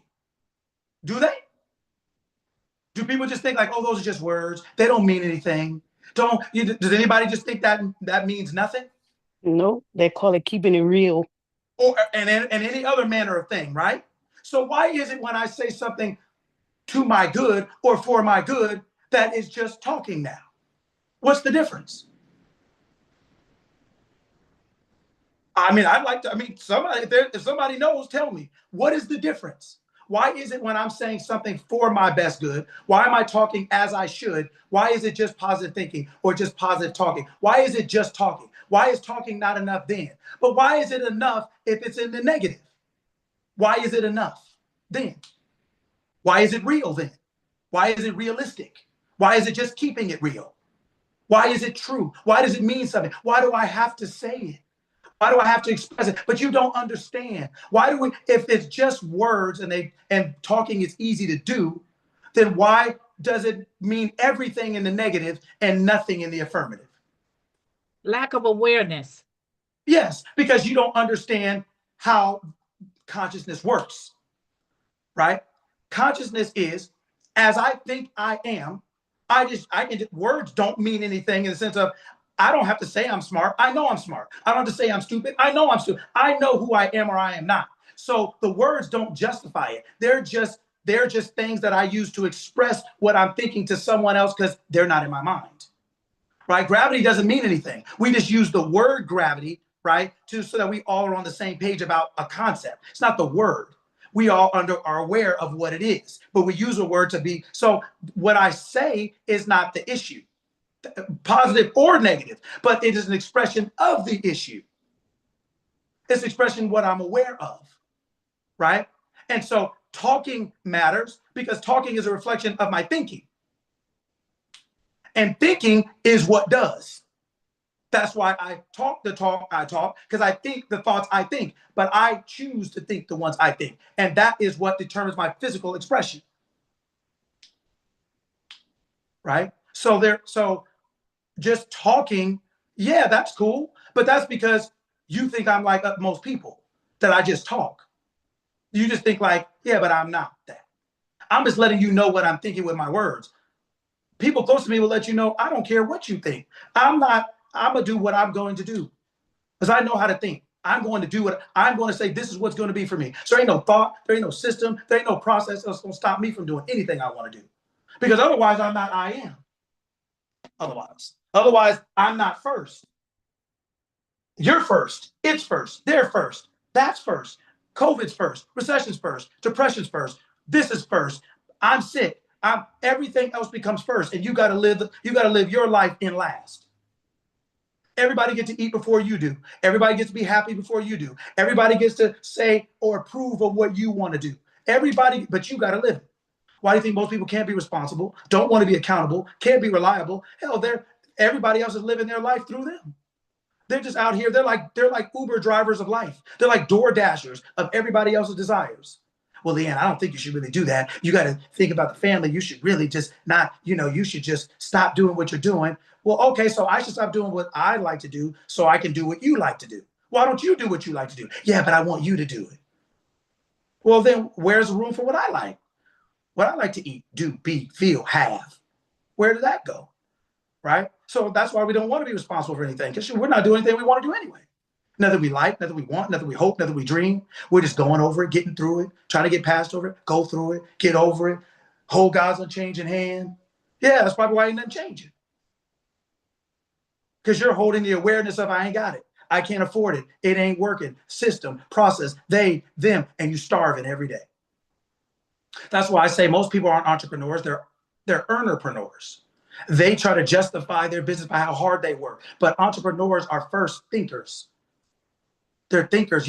When you go into a business, and the owner of the business is not justified by their labor. The laborers are justified by their labor.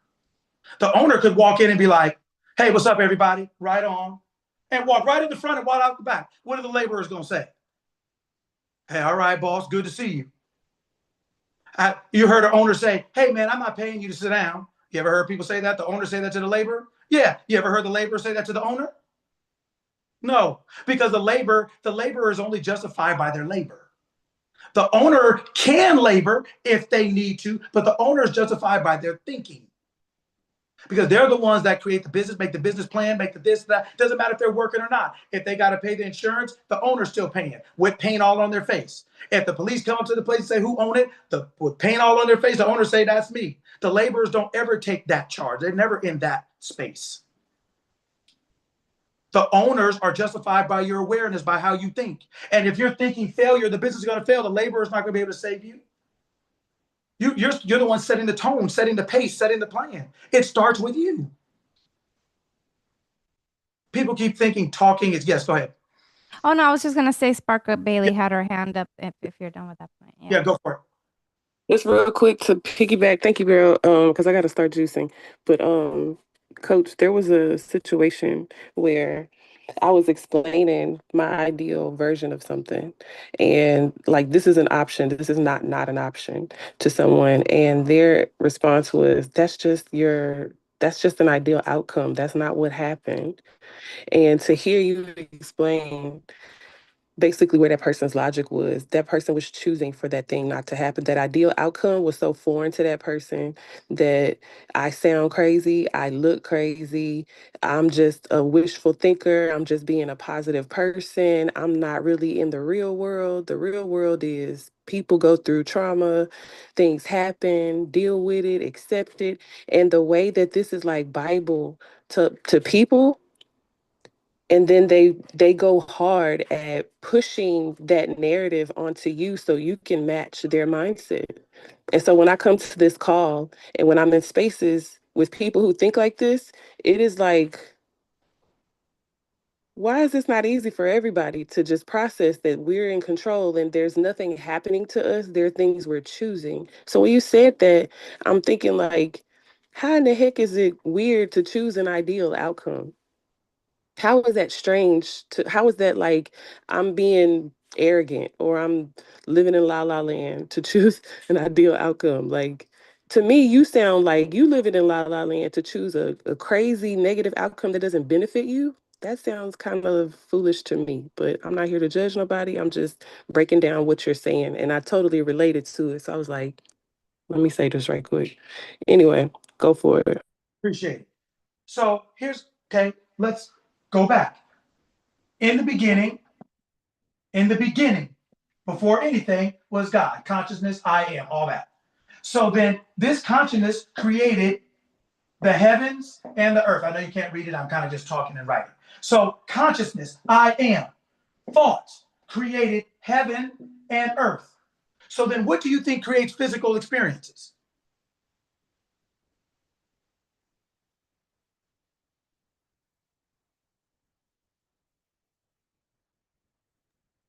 Still consciousness, because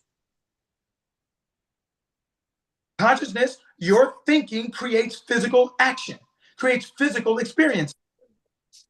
So then so whatever thoughts I am entertaining, my actions are the expression of the thoughts. So when people say you have to take action, every action you take is because of what you think. So action is never the problem. The problem is, what are you thinking? Because if action justified everything, you could just say, Suzanne could have said, well, all I have to do is work 100 hours a week and I'm going to make X amount of dollars just because I worked. Only. So that I can calculate how much money I'm going to make based on how many hours I work, and it's just going to be perfect. If it were that straightforward, then people would just do. But people have a problem. Why? Because when they do and they still don't get what they want, then they're confused. They're saying, but I thought if you just take action, or if you work, or if you're a hard worker, if you have work ethic, if you grind, if you hustle till you fail, and then you fail till you hustle again, then I'm going to end up where I want to be. And then what happens once you realize that that's not true or it didn't work? Now you're confused. And then when you get confused long enough, then what happens? You start getting anxious, worried, nervous. Then you start getting mad. Then what you end up doing, quit. She's like, man, forget that, man. I'm not about to. In the beginning, God, before any heavens and earth were created, God existed. So consciousness existed before the physical things.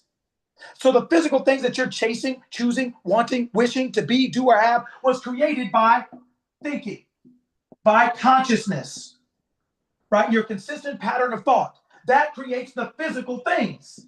The physical things don't create themselves. So when people say, oh, all you're doing is just talking, you got to do something, that's great. See, I don't have no problem with a doubting Thomas. And that's not a slight, because doubting Thomas is from the Gospel of Thomas, basically is one of the people who doubted everything Jesus said. And then, but Thomas, what was so great about Thomas is that once Thomas understood, he doubted everything opposite of that now. Jesus didn't say it, I don't believe it.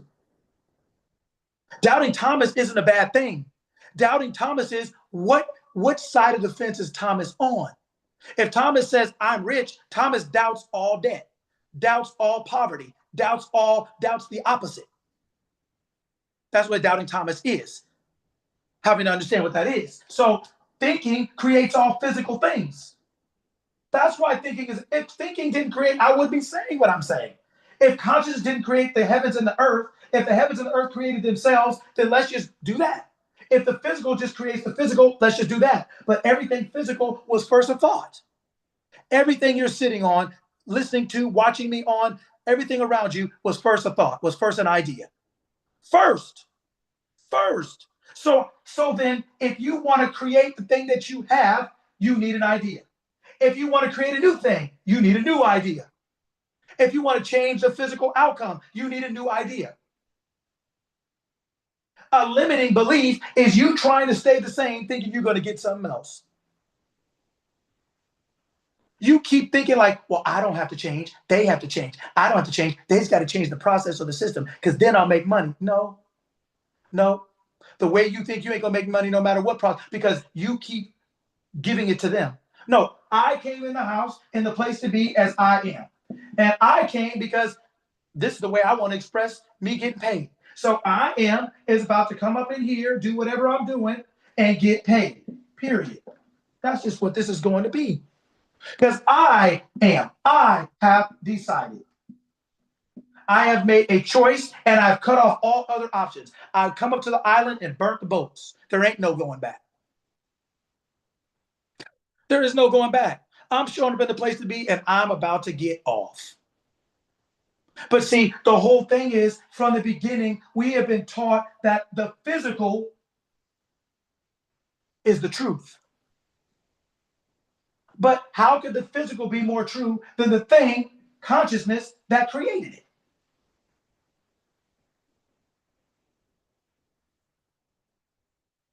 So then, if the physical is the truth, and the thing that made it has to be the truth, and this was the truth first, so that means consciousness is the truth. Consciousness in the beginning, God, before the heavens and the earth were created, God existed. So God doesn't need the physical to be the truth. Your consciousness doesn't need the physical to validate it. Your consciousness doesn't need the physical to validate it. It already is the truth. It was before the physical it created. It doesn't need the physical to be. You don't need the physical to be anything. But you wait for the physical to tell you, to allow you to tell yourself that you are that thing. That's why you end up chasing that thing and needing it. So give you an example. I don't feel loved. So now I meet somebody and I'm like, oh, you know what, if I look nice and maybe they'll love me. So then I start looking for the thing that I don't feel myself to be in this thing now. And now that makes this thing this big now. Makes it huge now because you're trying to get the thing that you don't feel yourself to be. You're trying to get it out of something else. So now the thing you're trying to get it of expands. It becomes more important in your world. You start idolizing it. Because you need it to give you what you don't have yourself. So now when this thing shows you a little love, now it's even bigger. Because like, oh man, this is what I've been looking for my whole life. This is it. So now all of the love that you are feeling, you stop realizing it's not being self-generated. It's not because it's awareness of who you're being. It's because you're going to this thing thinking, as long as I go here, as long as this thing is here, I got something. So now all of a sudden, for whatever reason, this thing disappears, falls apart, whatever. Now all this love that you're feeling comes crashing down like the stock market. Now you're depressed. Now you're in the house, the shades drawn, haven't eaten in 4 weeks. Kids don't have a bath. Nobody been to school in 3 days because you're depressed, because you're this, because you have put the love that could be self-generated by knowing who you are. I am love. I am the way. I am the truth. God, I am, is love. That is who you are. So that means you already are, which means you already have. So then you don't need this thing to make you feel the way you already feel about yourself. So now you can just want this thing as an experience. Oh, I'm going to experience myself as love through this person. Just like I experience myself eating through this fork. I'm just using this as an experience of myself. I'm not using it to be, I already am. But when you don't know who you are, you use it to be. And then when that thing leaves, or that thing dies, or that thing ends, now you're right back to where you started. Nothing. That is why we chase things so hard. Whether it's money, whether it's love, all because we chase all the things we don't know ourselves to be. And we're using them to make us feel something about ourselves that we're not feeling. But we're only not feeling it because we're not aware of who we are really. You are I am, you're all things. You are love. You are everything that you're chasing, you already are. But you're chasing it because you don't know who you are. And when you chase it, you're always going to chase it. Then you're going to idolize it. Like I said, you're going to end up elevating it. Because you don't want it, you need it. You just don't realize it until it starts leaving. You just think, oh, I want it. Oh, this is so fun. Let it leave or threaten to leave. Now you'll see need show up. She's like, well, wait a minute. Hold on. I can't lose my job. Hold on. Wait a minute. Yeah, you don't want it. You need it. But in the beginning, I am. How could you need something that you existed before you created it? You forgot who you were. The dynamic is thrown off now. Another thing you created has ownership over you, is now your Lord and Savior. I say it all the time. People have more gods than they believe. Your job now is your Lord and Savior. Your medicine is your Lord and Savior. It is the law. It is the awareness that you're using to believe in your health. The awareness you're using to believe in the ability to provide for yourself. So you think your job does that. You think medicine's going to do it. You think the weather's going to do it. You think everything has a say in how you end up but you. But if that's not the case, the truth is you're giving all your power away to all those areas. And then you wonder why you feel powerless. You're giving it away. Well, if I could just get a raise at work, I'll be better. Why don't you tell yourself I make more money? Why don't you tell yourself I always have more than enough? Every day my wealth increases. If you're an entrepreneur, every day my wealth increases and my business booms. Every day my wealth increases and my business booms. That has nothing to do with they, them, it, process. I'm the way. I'm the truth. I'm the life. They ain't. It ain't. I don't even know what that is. I didn't make that process. I'm the way. I'm the truth. I'm the life. Every day my wealth increases. Every day my business booms. Every day. It's not dependent on anything or anyone but me. So then guess what? I can show up to the meeting and laugh and have a good time. Hey, how's everybody doing? Hey, what's up? Oh man, it's hard out here. For real? I ain't seen it. Okay, well, you guys have a good day. You're not dependent on anyone but yourself. When I am was in the beginning and I am created the heaven and the earth, was God taking numbers? Was it a raffle? Was there a union? Was somebody else out there helping? Hey, God, okay, I got the backside. You take the other side. There was only I am, and that's it. There was no we. There was no process. There was no system except the one, God, I am, made up. It's not about what you tell other people. It's about what you tell yourself. I'm not riding down the street breaking the laws. I'm not riding down the street breaking the rules. I follow the rules pretty decently. But I'm gonna tell you, I'm pretty straight-laced. I'm not the most, but why? Because I don't have to break no rules to get what I want. I don't have to rob nobody. I don't have to lie to nobody. I don't have to do this or do that. Because I'm self-generating. That's what we're all designed to be, is self-generating. I am. Who else is going to create heavens and earth if it wasn't I am? Who do you think is supposed to prosper you? Do you think the world, you think that company owes you something? You think the world owes you something? How? How was it going to give you anything, and everything that you wanted to give you, you created? The world is not designed, it's not designed to take care of you. That's not what that's for. You're the one in charge. You're the one in control. But you've given your charge and your control away to all the other things you created. You've given it away. And that's why it's not working. You're not powerless. You've given your power away. Stop giving your power away. Stop assuming everybody knows better than you, is smarter than you. They know what to think. They know how to do it. Oh, you got to listen to them and you got to follow this. Yes, there's wisdom in the multitude of counsel. Everybody who knows me knows I got a stack of books here, books there, books here, videos here, reading here. I enjoy it. But I take all that information to inform myself to make the decision that I want to make. I'm not doing it because so-and-so said. Oh, I'll be like, oh, man, I like that. In the group, they come up with all kinds of good ideas. I'm like, oh, yeah, I'm going to steal that one. Oh, yeah, that's good. Oh, yeah, that's all right. Oh, Leanne, painting, talking about the business, like we talked about. I want you to talk a little bit about that real quick. When you talked about the business, how you guys started with the painting, as far as what the guys say to you and how your painting business is going. Go ahead. Okay, so I was looking for a career change, and I had a paintbrush and I thought, I'm going to paint a fence. And I just went out there, found a client and painted a fence. And then I got a call from a contractor and trained underneath him for a couple years. And the first thing he told me was, painting is so easy. There's so much demand out there. You don't have to advertise. You don't have to put yourself out there. Your phone is going to ring off the hook. You're going to have so much work, you can hardly keep up. And I went out there with that belief. That's just how it is in my city. And so the one client I had from the fence turned into 10 more clients, turned into 30 more clients, turned into repeat business for so long. It's been 8 years. I've never, ever advertised. And I have over $1 million business now.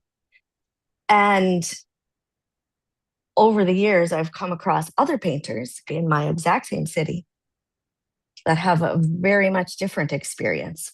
They're always looking for work. They're always advertising. They're always trying to find clients. And I was appalled because I believed the opposite, because that's what I was told. And so then realized that because of what I was told, that was my belief. Therefore, that was my experience.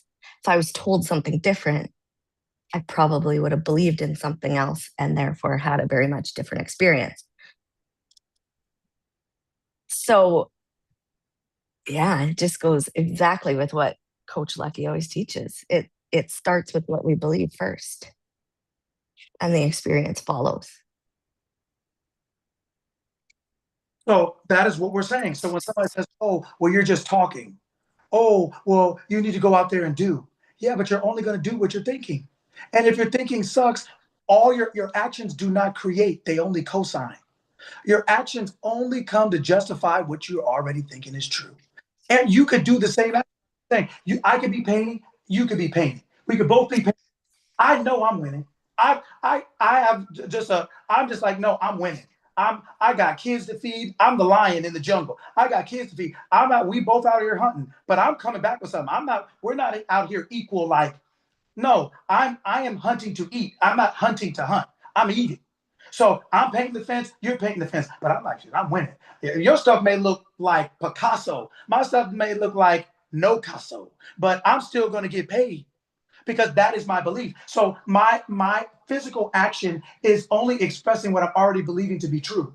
And so it's not my hands that are doing the work. We both got hands, but we're working from our identity, from what we're believing to be true. And all we're using is our body is to execute what we're already thinking. This doesn't do anything. It's only expressing, I'm only using it to execute, to express what I'm already thinking to be true. So I'm thinking success. So I'm painting success. This person's just painting, hoping to be successful. I'm painting, being, they're paying, hoping. They're two different outcomes, even though they're the same physical thing. So then people say, that's why you say, well, how come some people make it in the business and how come other people don't? And then people always tie back to, well, what they're doing. Well, I'm doing this, or I'm doing that, or I'm staying up all night, or I'm doing this. But it doesn't matter what they say. There's somebody doing the exact same thing and it didn't work. There's somebody doing the exact same thing and it did work. It's not the thing. It's the thinker, because the thing is an expression of the thinker. But we only value the thing because we see it. We don't value the thinker. We can't see God, so to speak. So we just think but the thing that we see, we think is more real than the God that made the thing. So we end up worshiping what we can see. Not realize, but that's why we're so limited, because if we can't see it, we're limited. Well, I can't see how it's going to work. I can't see how this is going to work out. I can't see. So you're using a limited faculty to try to have an unlimited life. And you can't do that. You got to pick or choose. You have to use the faculty that's unlimited. You know what? Every time I step out here painting, I'm winning. Every time I step out here painting, I'm doing it. Every time people see me, every time I'm out, people see me. Every time I'm out, people see me and they call me. I always have, always have business. There's nothing wrong with marketing, nothing wrong with advertising. That's just a belief. You have to do it or you don't. Somebody came up with it. But why does it have to be the same for you? I've trained basketball. I've trained athletes for decades. I think I had 2 or 3 sets of business cards. And that was because I kind of thought I had to have some, but I never needed them. I've had NBA, WNBA, all the way down to 4-year-olds. Never had a basketball website, never had any of that stuff. Anybody knows me long enough knows I've traveled all around the world training the best athletes you've seen on TV, Hall of Famers and everything. Never had a website, never had a real business card like when I was like 24, doing like some old ridiculous. But I never had that. Didn't need it. I was just like, yeah, I wasn't thinking then like I think now, but it just never occurred to me. But kind of like Leanna's, like I started off in a way where I just never had that thought. So it's not that I could or couldn't have, it's just I was working with a thought. And my physical world was just expressing the thought that I was working with. And what we do here is learn to choose your thoughts. Learn that a lot of the things that we believe were just things that we told, good or bad, so to speak. I can do it or no, you can't, when we were younger or when we didn't know any better. So we adapted them. We adopted them into our model of thinking. So every time we're thinking about that area, we're using thoughts that were largely given to us. They weren't self-created. So here, when we create them, it feels painful. It feels like when you get a paper cut, it's like, oh God. But if you're under the knife, if you're under amnesia, people can cut your chest wide open and you not move because you're asleep. You're in a lower level of consciousness. Now that we're awakening, it feels more painful to change something that you've always been thinking because you're awake. It's not that the thing is actually harder. It's just you're more aware of change. So it feels harder. It feels more painful. It feels more intense. But it's not. It takes the same thing to believe in failure as it does success. But everybody's so used to failing, talking about failing, negotiating with failing, navigating failing, talking about talking about it's natural, nobody's perfect, it's not this. What do you think you're gonna get? You're navigating a landmine. Oh, don't step over here, don't step over. Boom, you blow up, you gotta start all over. Boom, you blow up, you gotta start all over. Now your leg is blown off. Now you're cut. Now you're bleeding. How do you think you're gonna make it? You can't make it. Like there's no peace, there's no joy, there's no nothing. Right? But it's all because of we've started off on that path of, you know what, painting is hard. It's a man's world. Yeah, nobody's going to want to. She would have had a completely different experience. Think about how many times they tell you that. Well, women can't make it. That's why I always tell you guys, like, if you do, and so I'm going to keep myself calm because sometimes I go off that's why I try to tell you guys, like, you're not a man. You're not a woman. You're not Black. You're not a Republican. You're not a Democrat. All those are experiences. All those were things that you picked up along the way. The only thing you are is I am. And if you would just be that, you would not be limited by the identities that you strap on to yourself. When you were 2 weeks old, do you think you knew you were Black? When you were two weeks old, do you think you knew you were a woman? 2 weeks old, do you think you knew you were a woman of God? Do you like all? I mean, I'm just saying, like, some things sound nice, but like, cut the shit. Like, you're limiting yourself by all these things you put on yourself. Well, I'm a Republican. Well, I'm a this. Well, I'm a that. And all you're doing is putting things on and things on and things on and things on, and they're wearing you down, wearing you out, and you're trying to lug them across, thinking they have some meaning or value. The only meaning and value is I am. I am. Now, as I am, I created all these things, not as me to identify myself as, but to have an experience with. I am, well, what is this? If I have a lot of something and I want to use a lot, I think I'm gonna call that rich. All right, I am rich. Well, I was already that. I just made up a name for what I already am. So when you think you're trying to get rich, when you think you're trying to be successful, it's only because right now in that moment, you don't think you are. But the only reason you don't think you are is because you think you're Suzanne instead of I am. If you know you're I am, of course, well, rich is just success. What do you mean? Didn't succeed. What the hell does that mean? Only Suzanne can fail, but only Suzanne can fail when she separates herself from her father, as they say metaphorically, I am, her awareness. It's fun at Disneyland, right? Kids having a good time. They're 5 years old, having a good time. You tell them, hold your hand. They decide they want to run off and chase Mickey Mouse. Now they look around with all the people and they don't see you. How do you think that kid feels then? How they feel? Lost and scared and crying because they want you. Right. Well, how do you think we in our humanity feel when we feel lost and scared? Because we don't know where our parent is. We don't know where we've lost our awareness of who we really are. That's why that Christ man said, I and my Father are one. I only do what I see the Father do. Right? That's it. I only do what I see the Father do. I and my Father are one. No man takes my life from me. I have the power to lay it down and the power to take it up. That is the power my Father has given me. Your awareness is just personified as your Father. It's just your awareness. I amness. How do you think you feel when you don't know who you are? When you just think you're Suzanne out there? Of course. You're going to feel like that 5-year-old, like, what is going on out here? It feels frightening. It feels scary. It feels uncertain. It feels unsure. It feels like you can fail. That kid is like, my ride is gone. I ain't got no money. I don't have no jacket. No, I don't know any of these people. They're feeling like failures in that moment. They're feeling like, oh, shoot. And the longer they go without seeing you, the worse it gets. Now they're about to have a panic attack. because they're like, oh my, it's not Disneyland anymore. To them, it's a nightmare. And 5 minutes before was the happiest place on earth. So it's not the place that makes you scared. It is your identity, and your identity or lack thereof makes you feel afraid in an environment. It's not the environment. It can't be the happiest place on earth and a nightmare. But if you've lost your parent, if you don't know who you are, if you've lost your awareness of mind, yeah, this world starts to feel real freaky. And I ain't talking Rick James. I'm talking scary. Right? That's what it is, right? It's that this is the way this works.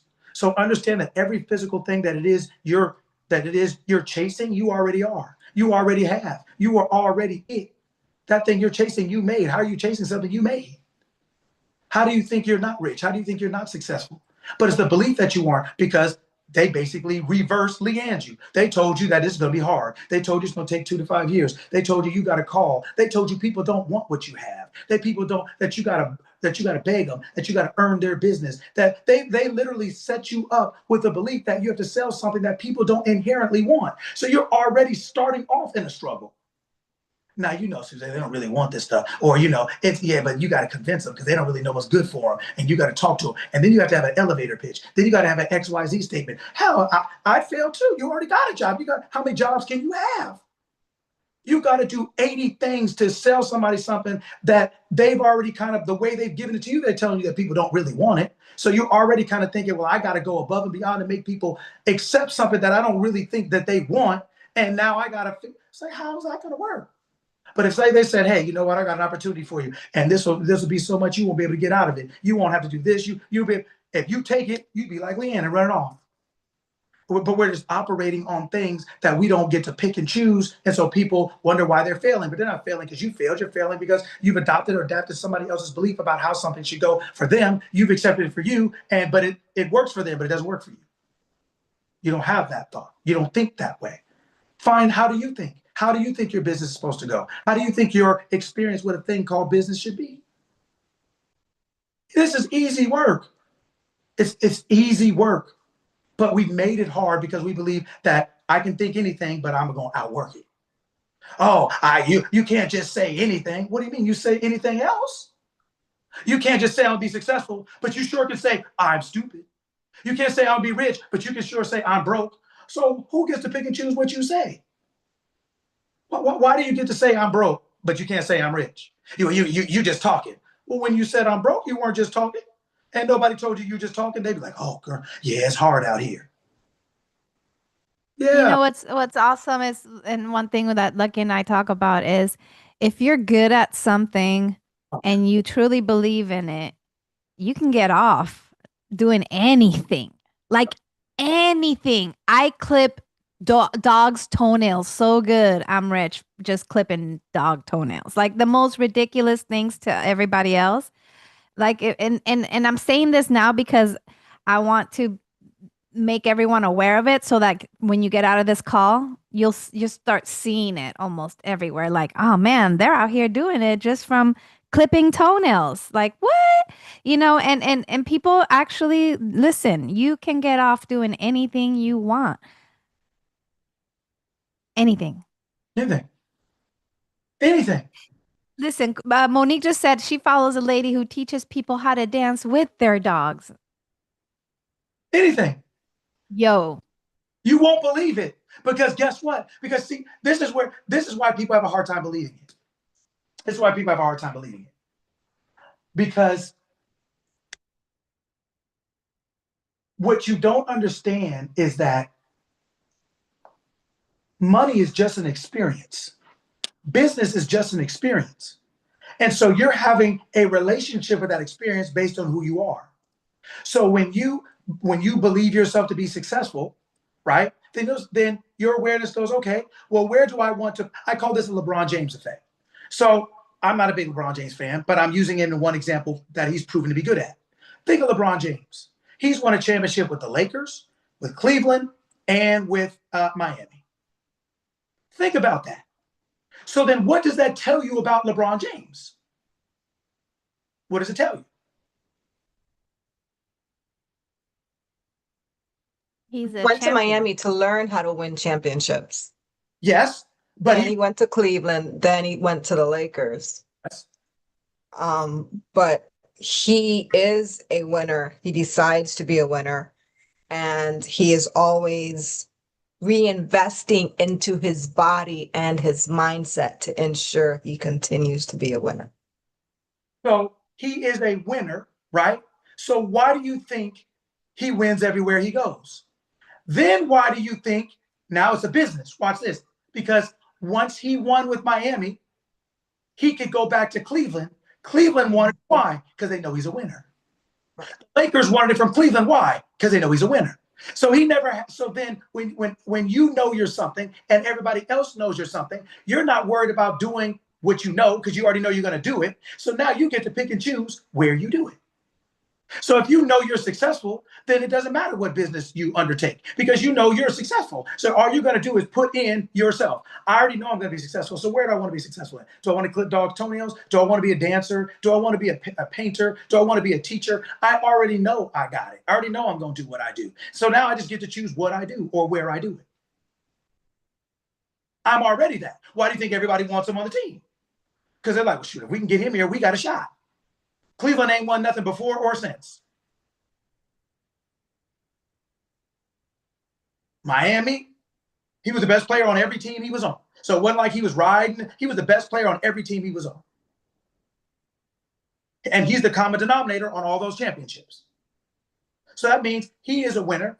He knows how to win. So now he's like, well, I don't have to worry about winning's not in doubt. Now it's just about where do I want to win? Well, when you know you're a success, then success is not in doubt. Where do you want to apply your success to?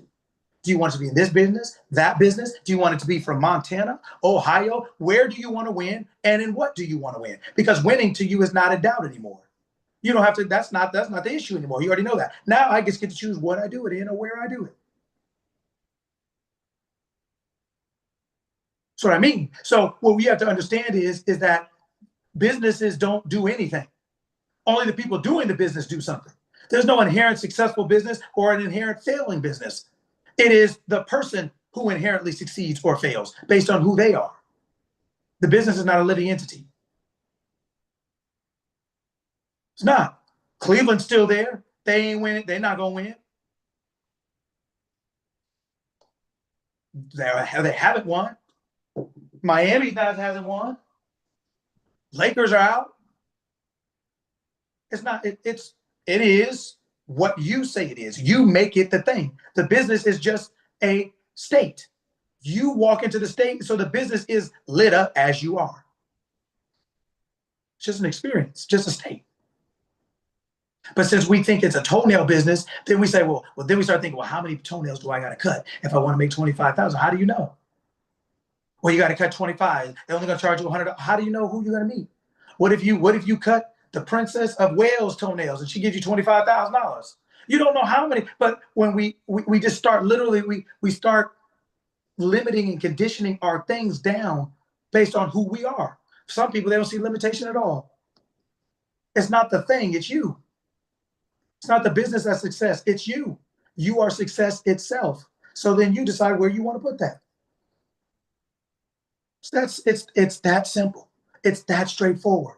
We've just been told that it's not. We emotionalize it. We get all personal. We look at our history. We find 1,000 different ways to tell ourselves that we don't have it. So we're Wile E. Coyote every week, every day, always chasing the things that we already have. You already have it. You're already everything. You're already everything. You already have everything. You already know everything. You can already do everything.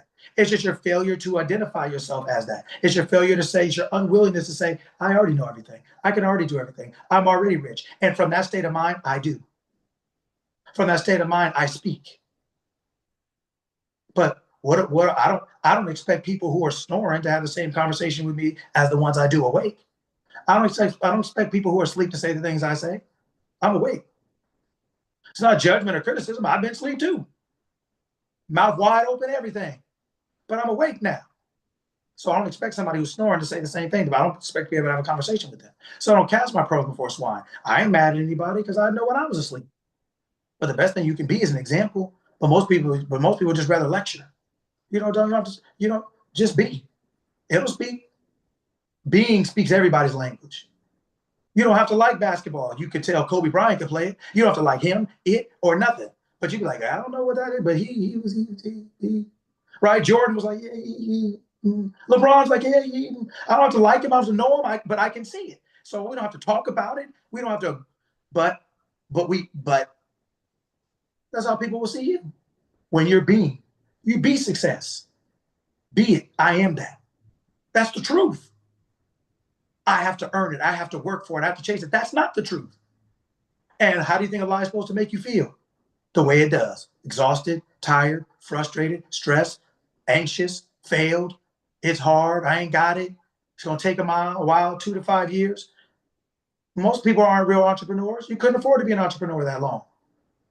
2 to 5 years before you make some money. What you know? How anybody got 2 to 5 years worth of capital so that they don't have to earn no money? No. Most people are not entrepreneurs. They're not. They're just unemployed, underemployed, or unemployable. They don't actually have the skills that anybody else will pay for, so they got to work for themselves. But the fact that you lack those skills are what makes you can't be an entrepreneur either. But you have no choice because you don't have these skills. You're either unemployed, underemployed, or unemployable. So you fall back because, well, shoot, I'm gonna go on Amazon, give me a printing press, print me some t-shirts. I have a t-shirt business. That'll take you 30 minutes to do. That don't make you an entrepreneur. That's a mindset. That's a consciousness. That's a state of mind. That's a spirit. I mean, that's an awareness of being. And most people aren't actually that. But they don't have a choice because they're not hireable. They're not employable. But those same lack of skills, those lack of awareness is what put you in that position in the first place. Going to be an entrepreneur is not going to fix anything or save anything. It's only going to make it worse. Because now you really got to depend on you, and you're not anything dependable. That's why go to certain places, and boy, after a couple hours, you wouldn't even know that person was an entrepreneur. They're so heavy on the snacks and the drinks at the bar and everything else, you wouldn't even know. They're just coming for a play date. They're just coming for a place to say, oh, yeah, I'm here to do business. No, you're not. You're here to have a good time and have a good excuse to do it. You're not thinking like that. You're not rolling like that. Second day at something, boy, you don't see anybody because everybody got there that day, pumped themselves up, had a good time, went to the bar as soon as it was over, stayed up all night, networking, drinking, smoking, eating, stayed up all night, networking. The next morning, everybody went from being 30 minutes early to 45 minutes late. Hair messed up, eyes look red, staggering down because that's not really who you are. Right? So to Veronica's point, you can get off at anything. Because most people, so let me tell you what market saturation is real quick. Market saturation is a whole bunch of people doing the same thing the same way. So there's no differentiation or distinction between them. So it makes it seem like there's too many people doing it. No, there's too many people doing it the same way. Too many, no matter how many people are doing something, you can always identify who's the best at it. There's a whole lot of businesses. Does that stop Amazon from being what it is? There's a whole lot of businesses that stopped Microsoft from being who it is. There's a whole lot of people selling tennis shoes that stopped Nike from being who it was. No, the best always rises. There is no such thing as market saturation for greatness, only for mediocrity. And most people are mid. Most people are mediocre. Not in potential, but in execution. But they execute who they think they are. And most people are, oh, you're just talking. Oh, you're just using fancy words. It's just positive thinking. Okay, well, stay as you are. I ain't mad at you. You ain't gonna stop me, so I'm not mad at you. But I'm not gonna agree with you when you don't know what you're saying. You just know what you're used to saying. You know what everybody else around you says, but I'm not everybody. And neither are you in your right mind. You're I am. You're all that is. You're everything. You are the best and the greatest. And Jesus, if you just act like it, you'd see it. But it's hard to feel that way about yourself when your only opinion of yourself is what others have of you, is what everybody else tells you. And the only thing you think you can do is what everybody else tells you can do. Oh, what do you think you're going to end up like, have like, be like? What do you think's going to happen? Right? So these are things that you have to be aware of. If you want to take control of your life, you have to take control of your mind. You have to take control of the story, as people say it, the story, the narrative of who you are telling yourself you are, and therefore how you think things should go as a result of who you are. It's very simple. All right, questions, comments?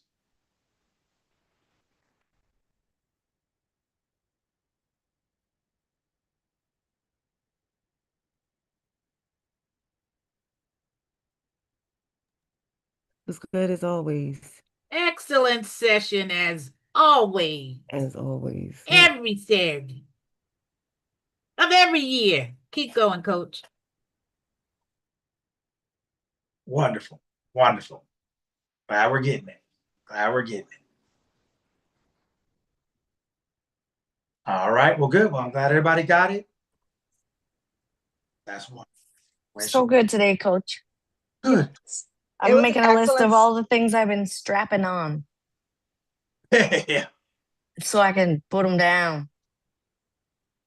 What does it say? My yoke is easy and my burden is light. That right? That I am awareness. That yoke is easy and burden is light. It's easy work. So why, the only reason we struggle is because we believe in struggle, and we believe in struggle because everybody's passing around struggle. Everybody's passing around like it's Uno, like it's got an Uno reverse card or draw four. It's like you just passing around. Hey, it's your turn. Who got the struggle card? Hey, I haven't got my turn. Everybody lining up to struggle. Everybody can't wait to get on the internet and tell everybody how hard they work and how hard they struggle. Everybody can't, and everybody's yeah. Oh, you just yeah, no. I'm not on there doing that. You won't catch me on that. No, I don't want no part of that. But we believe. Stayed up all night. Yeah, I stayed up all night. I called 1,000 people. I can't even talk. I couldn't talk for 2 weeks. I was so hungry. I was calling everybody. Mhm. I haven't talked to my husband in 3 days. It's like, what are we talking about? Why are we? But that's what we believe. That's what we've been conditioned to believe. And so we go after it. And we wonder why we end up, right, gaining the whole world and losing our soul. Now you got $1 million business in a big old house by yourself. Nobody like you. Nobody want to talk to you. I would love to say that all of your sessions are amazing, but this one hit home more simply because I have realized how many times we have glorified the struggle to make it our own. And the way God created us and God made us, He never made us to have the struggle. We were already born with the abundance and the wealth. There wasn't any fight that we needed to do in order to say, here's my battle scars. It wasn't necessary. We were already kings and queens. And it's just like, there's so many things that happen in our lives and comments that are told to us, stated, or this is the business. And I'm like, oh my God. And it's true. Many people can attain multiple figures. I attained multiple figures. I almost died. I freaking hated it. I resented it. And then I realized that wasn't even enough to take care of me and my family. And I'm like, people are working like dogs and going crazy for this, and it's nothing, which is like not even a minuscule peanut for God to deliver and to give. And it's like you guys equate business as like, oh my gosh, unless you're making multiple figures, that you're great, you're so wonderful. I'm like, no. I've been asking God for millions and I reduced myself to multiple six figures. Like, who the heck am I to take away what God had already promised and delivered to me? So now I'm looking at it and I'm like looking at all these businesses that I have done and everything that I've been chasing for. And it's like, what the hell am I chasing? You understand? And I'm like, all these things, like people like, oh, only focus on one thing. But why is it one thing? Because God never limited you to one thing. You understand? It's like, oh, you're trying to do so much. It's like, no, you're just being weak because you're not willing to do anything or try anything. That's on you. It's not me. God was like, girl, you're my girl. You're my favorite, anointed, appointed, and approved. Like, run, go do what you want to do. Have fun doing it, learn. And every single thing that you do, there's a lesson, there's a skill, there's something that you can build. But hearing you today, it was like, oh my gosh, that barrier. You know the song, You Lifted the Veil? Like, it was like, oh my gosh. The epiphany after epiphany after epiphany. And I'm just like so grateful and so thankful. And I loved how you made it seem, because I would look at it and be like, I have no idolatry. I have no adultery. Like, how dare you? But hearing how you defined it, I was like, oh my gosh, I did. Oh my gosh, I am. Oh my gosh, why? And it's like, God said it's me, you know? It is me. I am with the Father. I am one with the Father. Why am I allowing all these other people to direct, detect, or distract me from what God said this is? And you don't have no clue how much my heart and my spirit is in joy right now. And I'm like, hearing God in this light, and I'm watching, and I'm like, all these things that you love, like The Matrix is about the Bible. Certain movies, certain things, it's about the Bible. Everything comes back to the Bible. Whatever you think or however you believe about it, the secret comes back to the Bible. It comes back to what everything you discussed today. I am who I am. And if I say there's a secret, what is the secret? That I'm choosing to believe. I'm choosing to think with consciousness. I'm choosing to believe, and I'm creating my own reality, because everything comes from a thought. You think of all these great scientists, all these great doctors, all these great masters, but it was always a thought. It was a thought. All these teachers, all these coaches, it's always a thought. And it just depends on who you get as a coach and what room you were in. Praise God, Auntie Shiki. But it's like, when you finally hear truth the way God intended, well, no, there was an intent. The way God created, it's like you could see and understand completely. You understand? Like the veil has been lifted. Like it's, your eyes are fully opened. And it's true. We breathe life into everything and anything that we want. And I'm like, oh my God. I could see now why I've always had a problem with systems and processes, because I just personally don't believe in them. I don't really care for them. I always look for like, what's the easiest way to accomplish this? What's the best way to get that? Because that is me. But when you're being pigeonholed into a freaking box and you don't want to be in a box, it's very hard to get other people to open their mindset. Like how Sparkle Bailey was saying earlier today. She's like, I think this way and I want to do this. Oh, no, you're wrong. It's like, no, I'm not wrong. You're just limited. And you made me believe that I had to be limited because it only works if you do this. And that there's not one way to do anything and everything. There is infinite amount of ways. That's why when anyone tells a story, like there's 20 of us on, hypothetically, let's say, because I don't know, but everyone's perspective is going to be different. Every story, there's an infinite amount of possibility, because no two stories are ever truly the same. There's always differences. There's always pinnacles of different perspectives. And I'm like, oh my God, it hit home in a way that I did not truly understand, because you can be aware of so many things and you can also be aware of so many wrong things at the same time. Mm-hmm. So I want to say thank you so much. And thank you, Vero. Those your comments are like, thank you. Because I'm like, oh my God, it hit. Like when your soul and your heart and your mind and your body are all in connection, hitting it. And it's like, this is it. This is finally what we needed. So we can get rid of the distractions and get rid of the block. Like you don't understand how much today has opened up my eyes and my heart to see a side of things that I did not see and what I was missing. Because I guess in a way, you know, when you're scrolling frivolously, Facebook or Instagram, but God still is sending you messages. And I could see now why it was like God was bringing me and preparing me to lead me to hear, so I could hear the true wisdom of truth. Because God did create the be, do, have. God did create. God created everything in order for me to be who I am, which is his child, but to also be me, who is the I am. I must do the work that God is telling me to do so I can have what I've been asking God for, because there is nothing in this world that God has kept from me. But if I listen to the exterior instead of the interior that God already had invested in and planted in me, there would be no struggle. There would be no whatever else is going on in life.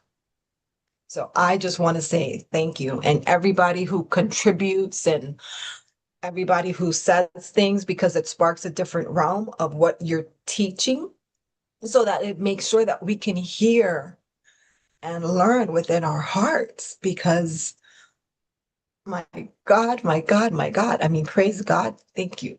Thank you so much. I'm excited. If I ever heard anyone say something that could express my heart, that was it. That's my hope, my dream for all of us, is to be able to express ourselves the way she did, to find ourselves, to find that it's always us, that it's always been us, that we always have it, that we've always had it, that no good thing is withheld from those who walk uprightly, right? When you're thinking properly, no good thing is withheld from you, right? That we already have it all. We already are. I mean, I almost hate to say anything afterwards. So, I mean, what you said is just so, so wonderful. Because I mean, Veronica will tell you, like, I'm up like a roaring lion on Saturday. Like it could be 5 in the morning. I'm so excited Yes. to I'm speak. still waking up. I'm still so excited to speak to you all.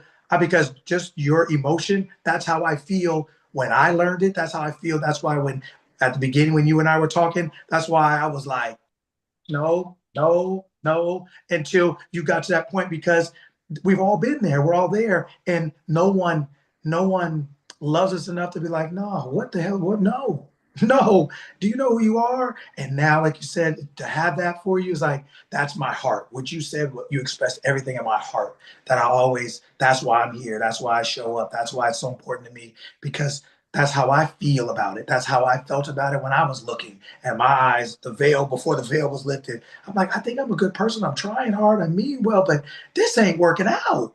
Like it's and you feel, and you don't know why, you don't understand, and you feel like you've done everything everybody told you to do. You felt like you went to college, or you did this, or whatever you thought, but you still aren't where you want to be, and you don't know how it's ever going to change, right? And you kind of find ways to start coping with it. You're like, well, I guess, well, at least I'm married, or at least I have kids, or at least I got a house. But there's no joy. The joy is just kind of dissipating day by day, right? And you try to keep a face on. As adults, we've learned how to master the look without having to feel. Where the kids, if they don't feel it, they just like, it, right? But as adults, we've trained ourselves to look different than how we feel on the inside. At least for a moment, we hold it together. And anyway, I just want to say thank you so much for everything you said, because that's what these calls are for.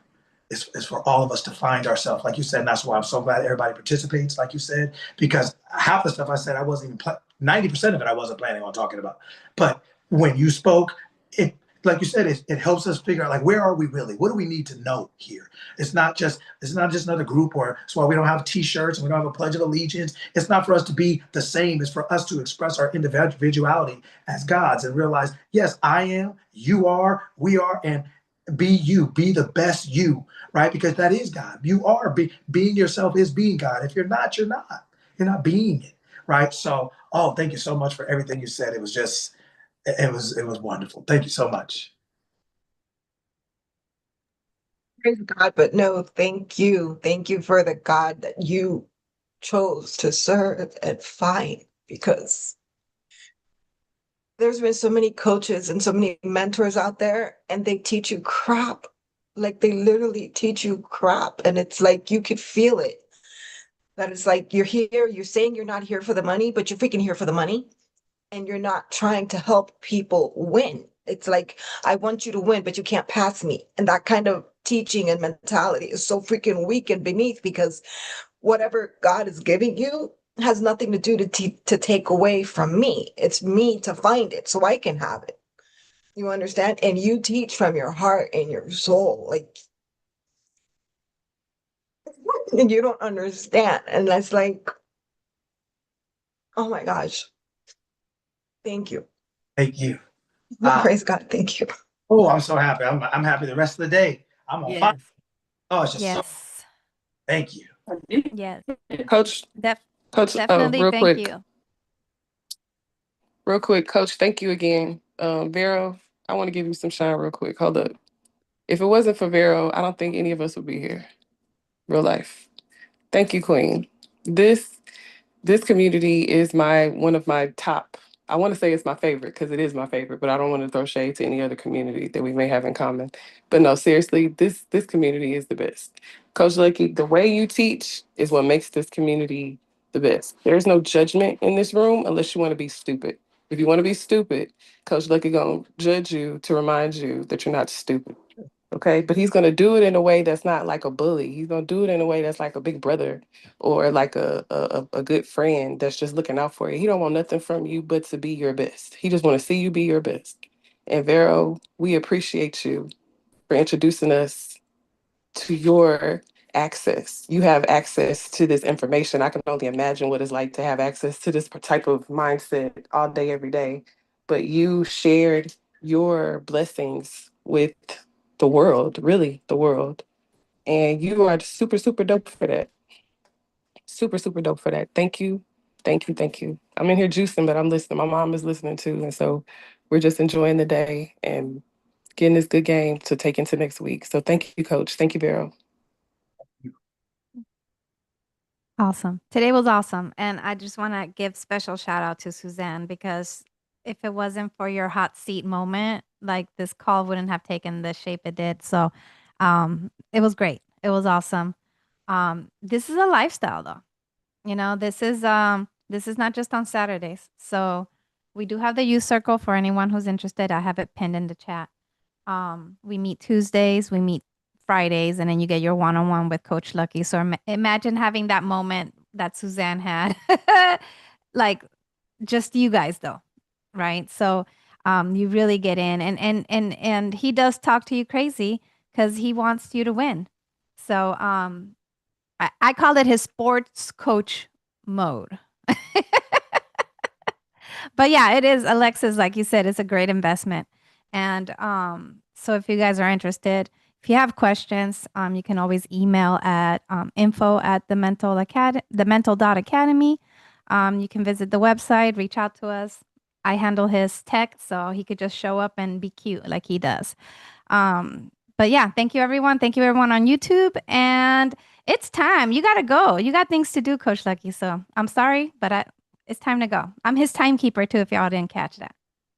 Hey, well, thank you, everybody. Happy Saturday. Go out there and win. Thank you for all the chats. Thank you for the YouTube person who commented even about the talking. That's great. I like the interaction because I want people to know, I want people to win. And most of the time we go to places and we never get to interact with the people teaching us anything. So we never get to actually digest what we're hearing. We never get to ask one more question or a follow-up to make sure we understood and go back and forth so that we're not renting the information from someone. We actually get to digest it and make it our own and put our own sauce on it. So just having, that's why I always encourage everybody, almost make everybody participate. So thank you all for coming. Feel free to invite anybody on Saturdays and just come ready to participate because that's how we all learn and grow. So happy Saturday. Thank you all. Thank you again, Suzanne, for your wonderful comment. I really appreciate it.